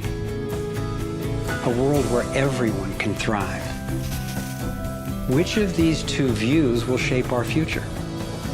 That's our choice now. The agenda of the ruling elite is the product of a destructive worldview, based on their beliefs that there's not enough to go around, that some people are more deserving than others, and that their own safety depends on maintaining absolute control over the rest of us. In short, their worldview is based on scarcity and fear. But as powerful as they are, the architects of the New World Order cannot create their dreadful vision without our collusion. To stop them, to render their agenda obsolete, we have to wake up. We have to take action. This is like the last effort of a particular phase of civilization. It's its last gasp, really, and I often use the metaphor of the caterpillar becoming the butterfly, because the caterpillar crunches its way through the ecosystem. It's very destructive. It eats 300 times its weight in a day until it's so bloated that it hangs itself up and goes to sleep, and its skin turns into a hardened chrysalis. And then in its body, you get these imaginal cells. Biologists actually call them that, forming within the caterpillar's body. The caterpillar's body then actually becomes a nutritive soup for those cells. But what's important about that metaphor is that the old and the new coexist for a while. And it's the job of the caterpillar to preserve its life. It's a desperate government that we have now trying to control oil in the Middle East and wanting now to promote nuclear energy and all these things that they know better, but they have to play out the role of protecting themselves. It's their job. And if you love butterflies, you don't go around stepping on caterpillars. So we can't hate them. It doesn't do any good. But if you want alternative energy, you don't ask an oil economy administration to produce it for you. We have to produce it. We imaginal cells have to show that it's cheaper, more efficient, and more effective. Our job is to build a new world.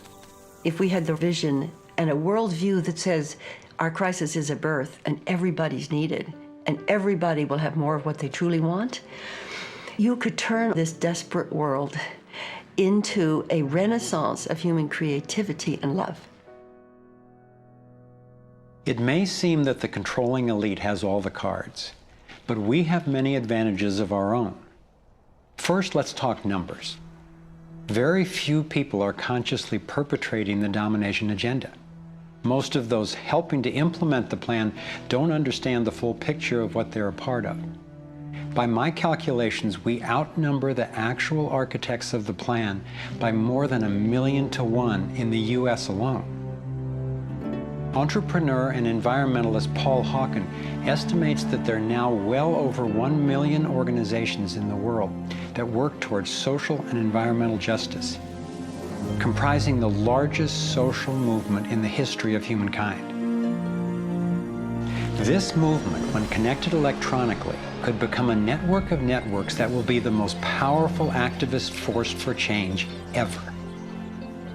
If you look at the people who are involved with restoring this earth and stopping the damage and resisting the depredation and nurturing change and reimagining what it means to be a human being, and you're not optimistic, then you might want to get your heart checked, because there is an extraordinary, beautiful, gorgeous, fierce group of people in this world who are taking this on. The second important advantage for us is that all the power centers that the elite control require our participation. If enough of us withdraw our support, their plan can't work. This is true of the central banks, the military, the corporate media, the government, and more. And following the models of Mahatma Gandhi and Martin Luther King Jr., we have the power of nonviolent non-participation. It takes tremendous energy, resources, and deception to try to dominate the lives of others.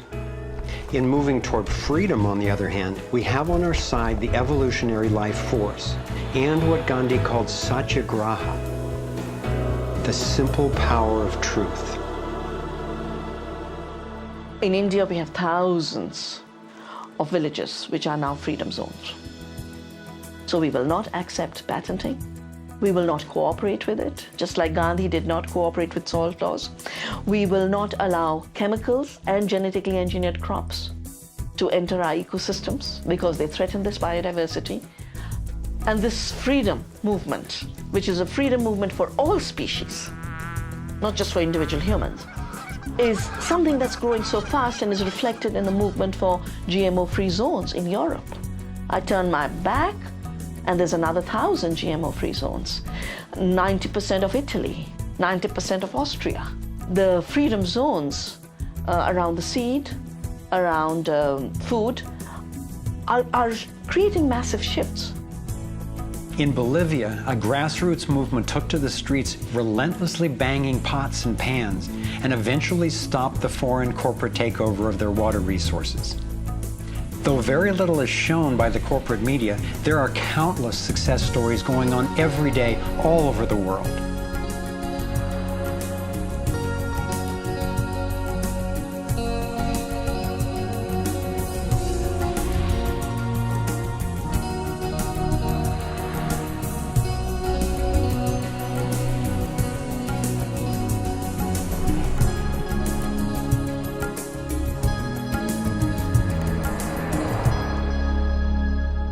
I wasn't willing to make this film until I knew there were responses that are a match for the crisis.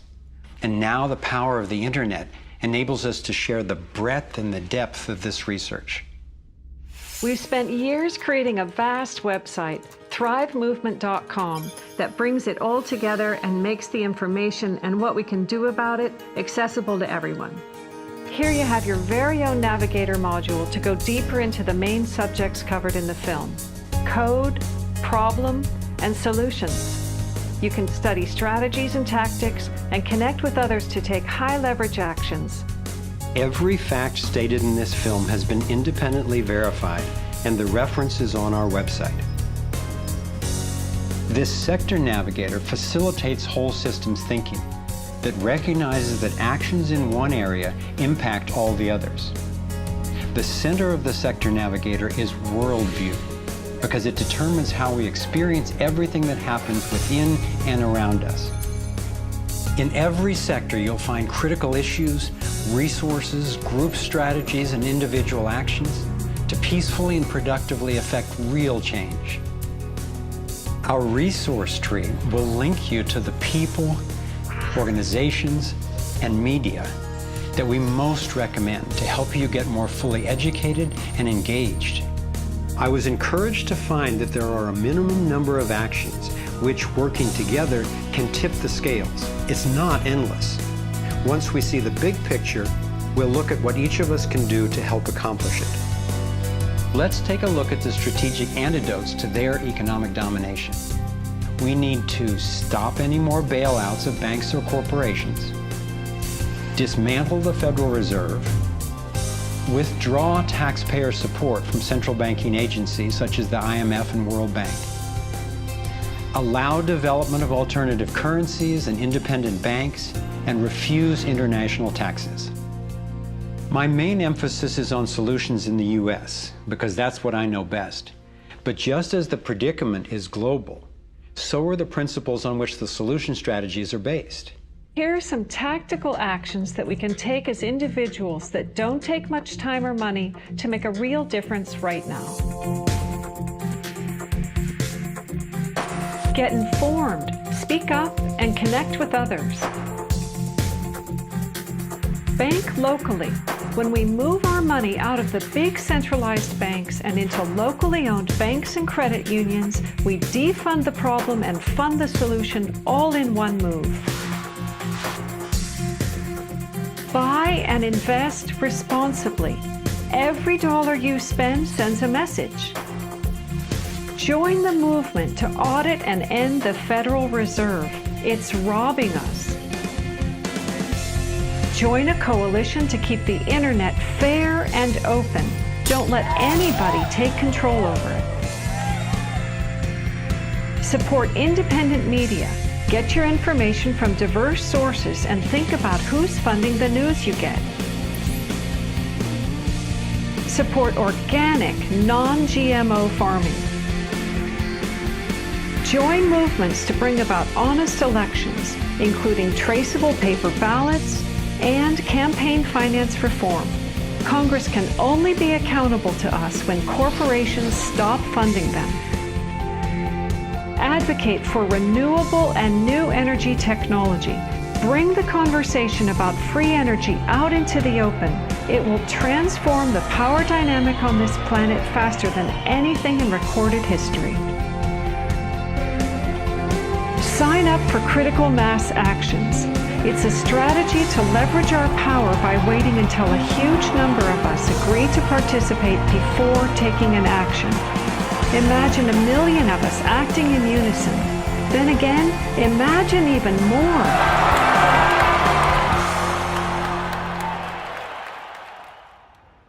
I've been inspired by how many grounded solutions and real-life problem solvers there actually are.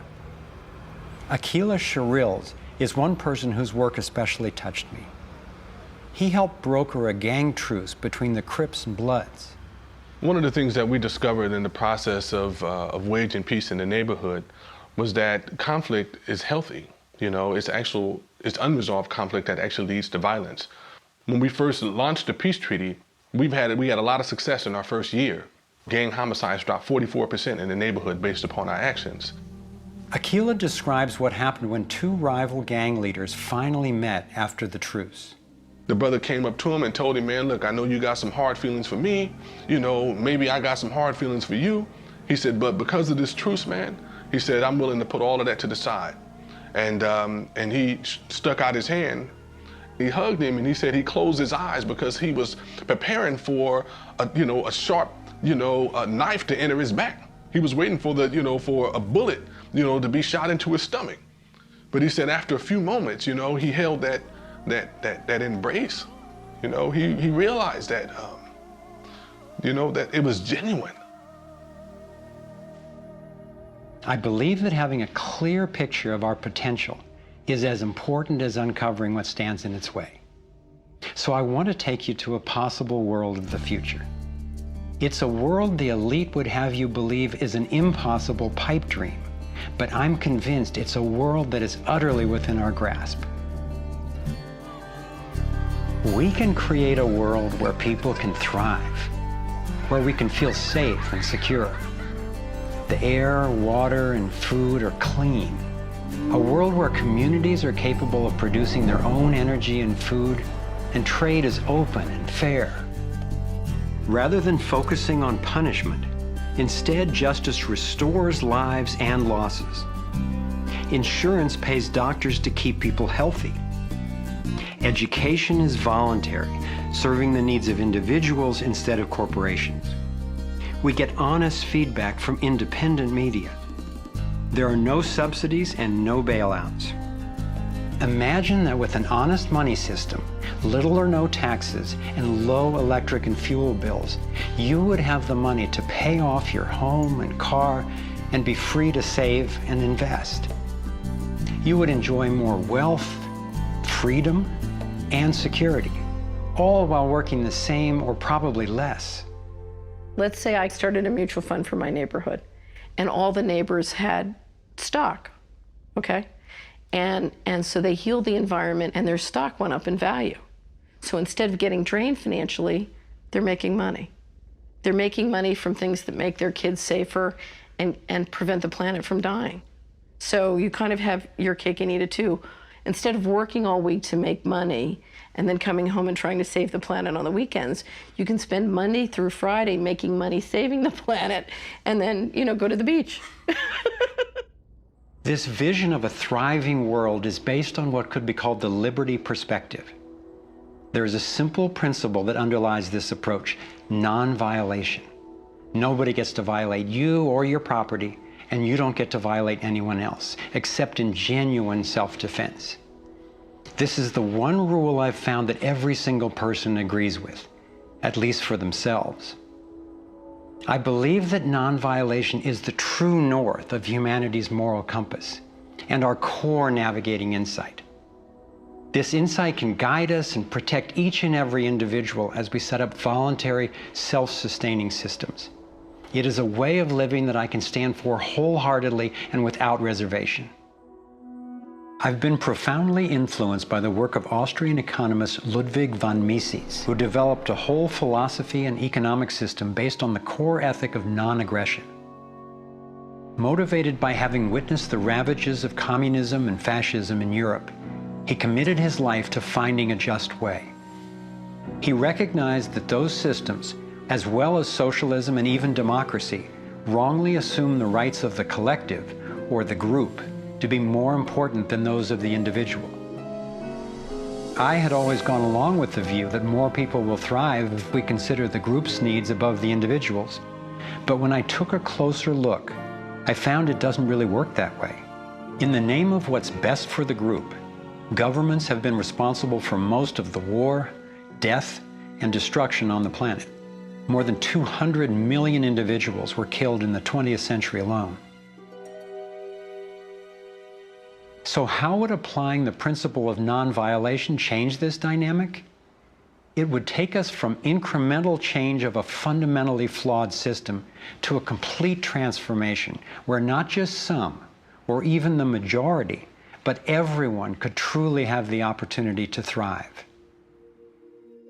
In order to implement the principle of non-violation, it makes sense to me to honestly re-examine our past, because it doesn't work to try to build a healthy living system on top of an unhealthy one. We have to go back to the most fundamental acts of injustice upon which the country was founded, in the seizure of the lands of the people and the slaughter of their women and children, in the rendering destitute most of the remnants of these people, is such a grievous wrong that we believe that we have to deal with that, to come to grips with that in a fundamental way. Understanding that they're not wrongs that were done and completed 150 years ago. They're wrongs that are continued every single day. So you have, through the history of North America and the United States, over 500 treaties signed with indigenous nations where every single one of them now has been violated. You have, in fact, a tremendous amount of wealth having been generated from indigenous people's lands and resources, and billions of dollars every year still being generated by corporations and European nations based on the continued exploitation of indigenous people's lands and resources. If we didn't have large corporations, if we didn't have Western governments defining how you and I were to relate to each other, living here in North America now together, how would we relate to one another? How would we make it different? It's going to take time and courageous effort to shift the consciousness and accomplish the tasks that will move us toward the world I'm talking about. And yet I know of no greater gift that we could give to future generations. We can't do everything at once. I envision 3 overlapping stages of the solutions process. In stage 1, we bring as much integrity as possible to our current systems. If we cut the US military budget in half, it would still roughly equal the defense spending of the entire rest of the world. Between that and getting rid of the Federal Reserve, over $1 trillion a year would be freed, enough to feed everyone on our planet, deal with social issues, and heal our environment. Many people believe that widespread starvation and poverty are inevitable, but compared to war, eliminating poverty and restoring the environment are cheap. According to Lester Brown's Earth Policy Institute, it would take under $200 billion a year to restore the Earth's environment and meet global social goals. But this stage isn't the end goal of the liberty perspective.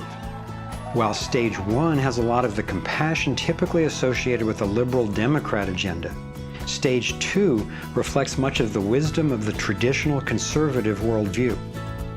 In stage 2, we shrink government's role to protecting individual liberty and stewarding things we share in common, like ecosystems and the airwaves we use to communicate.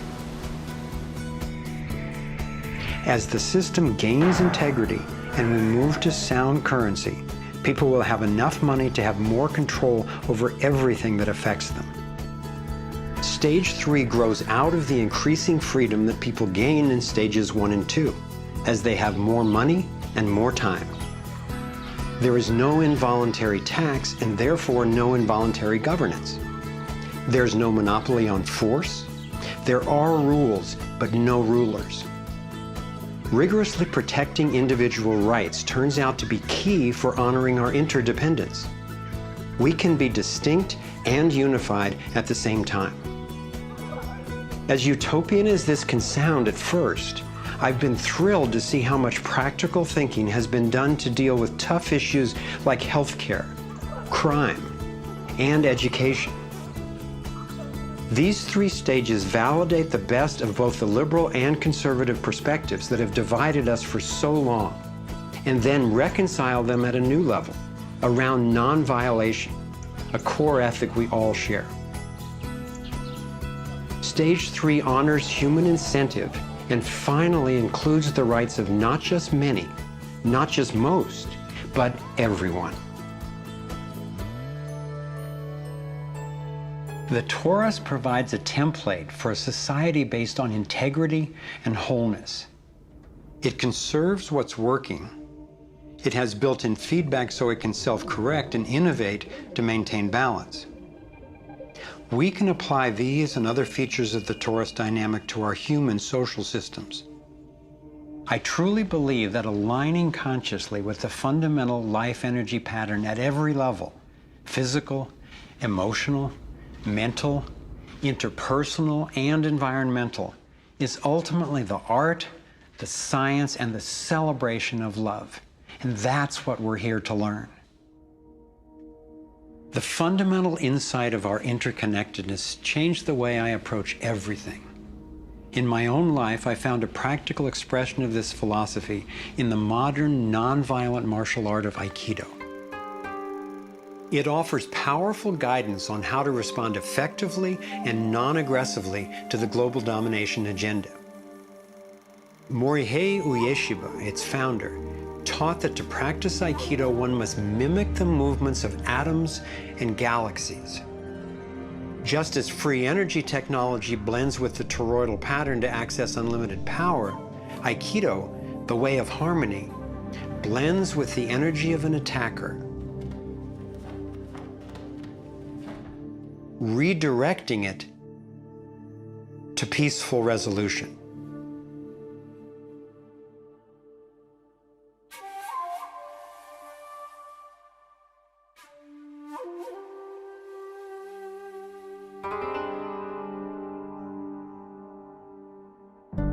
Gandhi and King applied these principles of non-aggressive power at the economic and social levels. If we respond with violence to the domination agenda, other than in self-defense, it would only continue the old us versus them paradigm and provide an excuse for even more police state measures. I believe that it's essential, both morally and strategically, that we take the path of non-aggression. There is another aspect of the Torus that has profound implications for how we can respond to the challenges before us. It is the absolute stillness, the 0 point, that lies at the center of each toroidal system. I believe that you and I, as well as every other being, are Torus energy fields, centered by stillness and each connected to one another and to the boundless consciousness of a living universe. As much as I benefit from the experience of others, as highlighted here with the Navigating Insights, and as valuable as daily feedback is about what's really going on in the world, as we see with the vitals, I've come to recognize that our primary compass is our own inner guidance. As we learn to quiet the noise and amplify the inner signal, we can better hear the voice that naturally knows and offers wise direction. We have an entire inner life, a vibrant and lively inner life that is truly the navigator of the path that we take on the outside. If your inner life is the driver of how you show up in the world, it makes sense that if you want to have anything to do with where you're going, that you have to be in relationship to that inner life. You have to be in relationship to the driver. As we develop increased relationship to who's in the driver's seat, what happens is there is a synergy. It's a symbiotic relationship that our inner lives are actually able to be more in tandem with where we're choosing to go, and we're able to get there. We're not nearly as insignificant in our impact as we think we are. In order to heal the world, we have to start telling a different story to ourselves.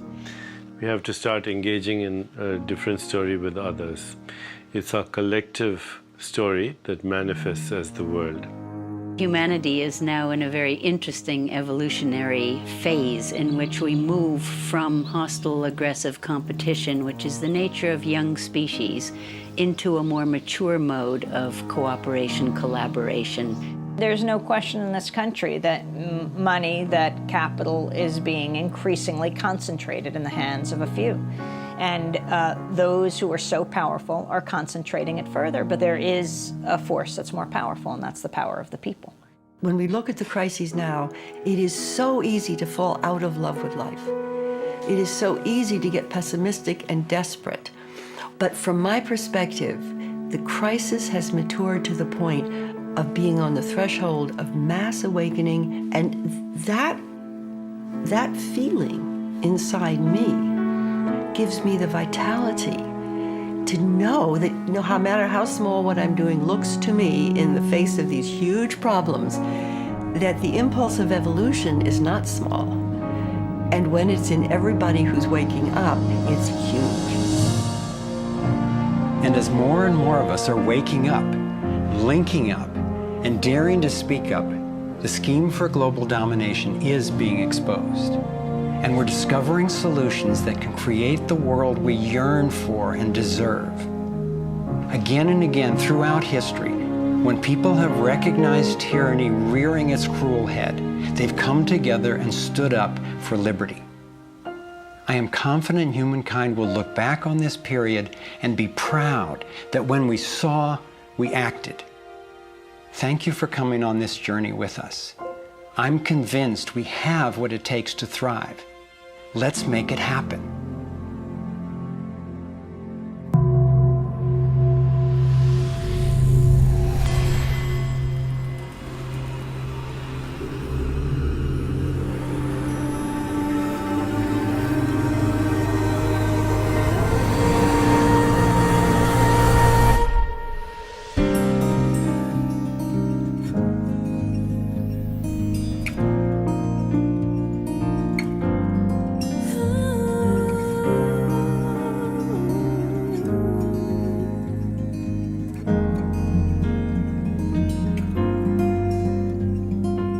Cycles repeating, the earth is speaking, saying time has come.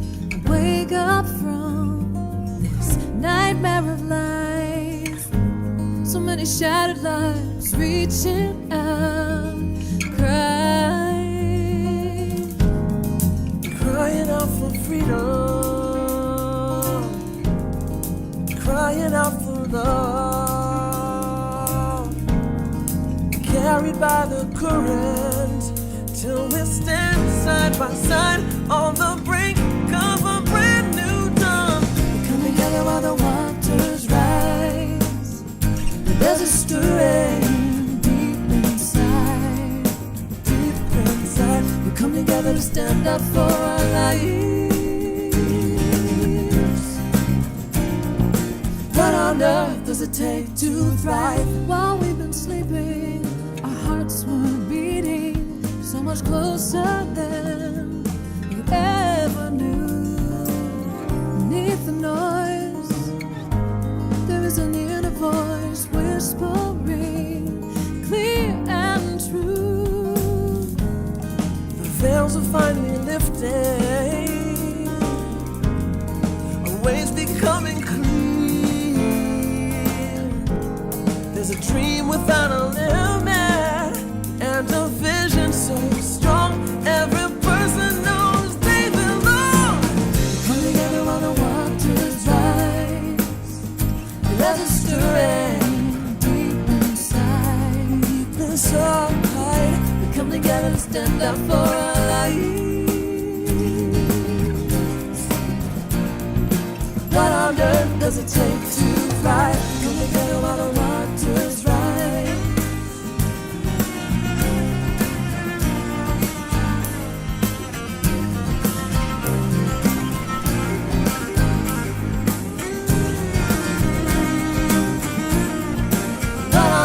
Does it take to thrive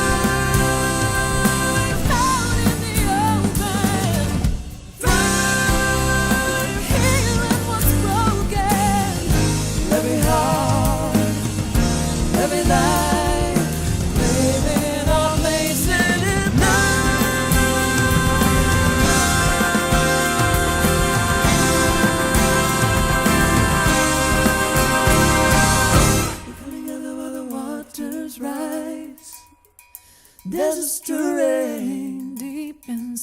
inside, deep inside, come together to stand up for our life.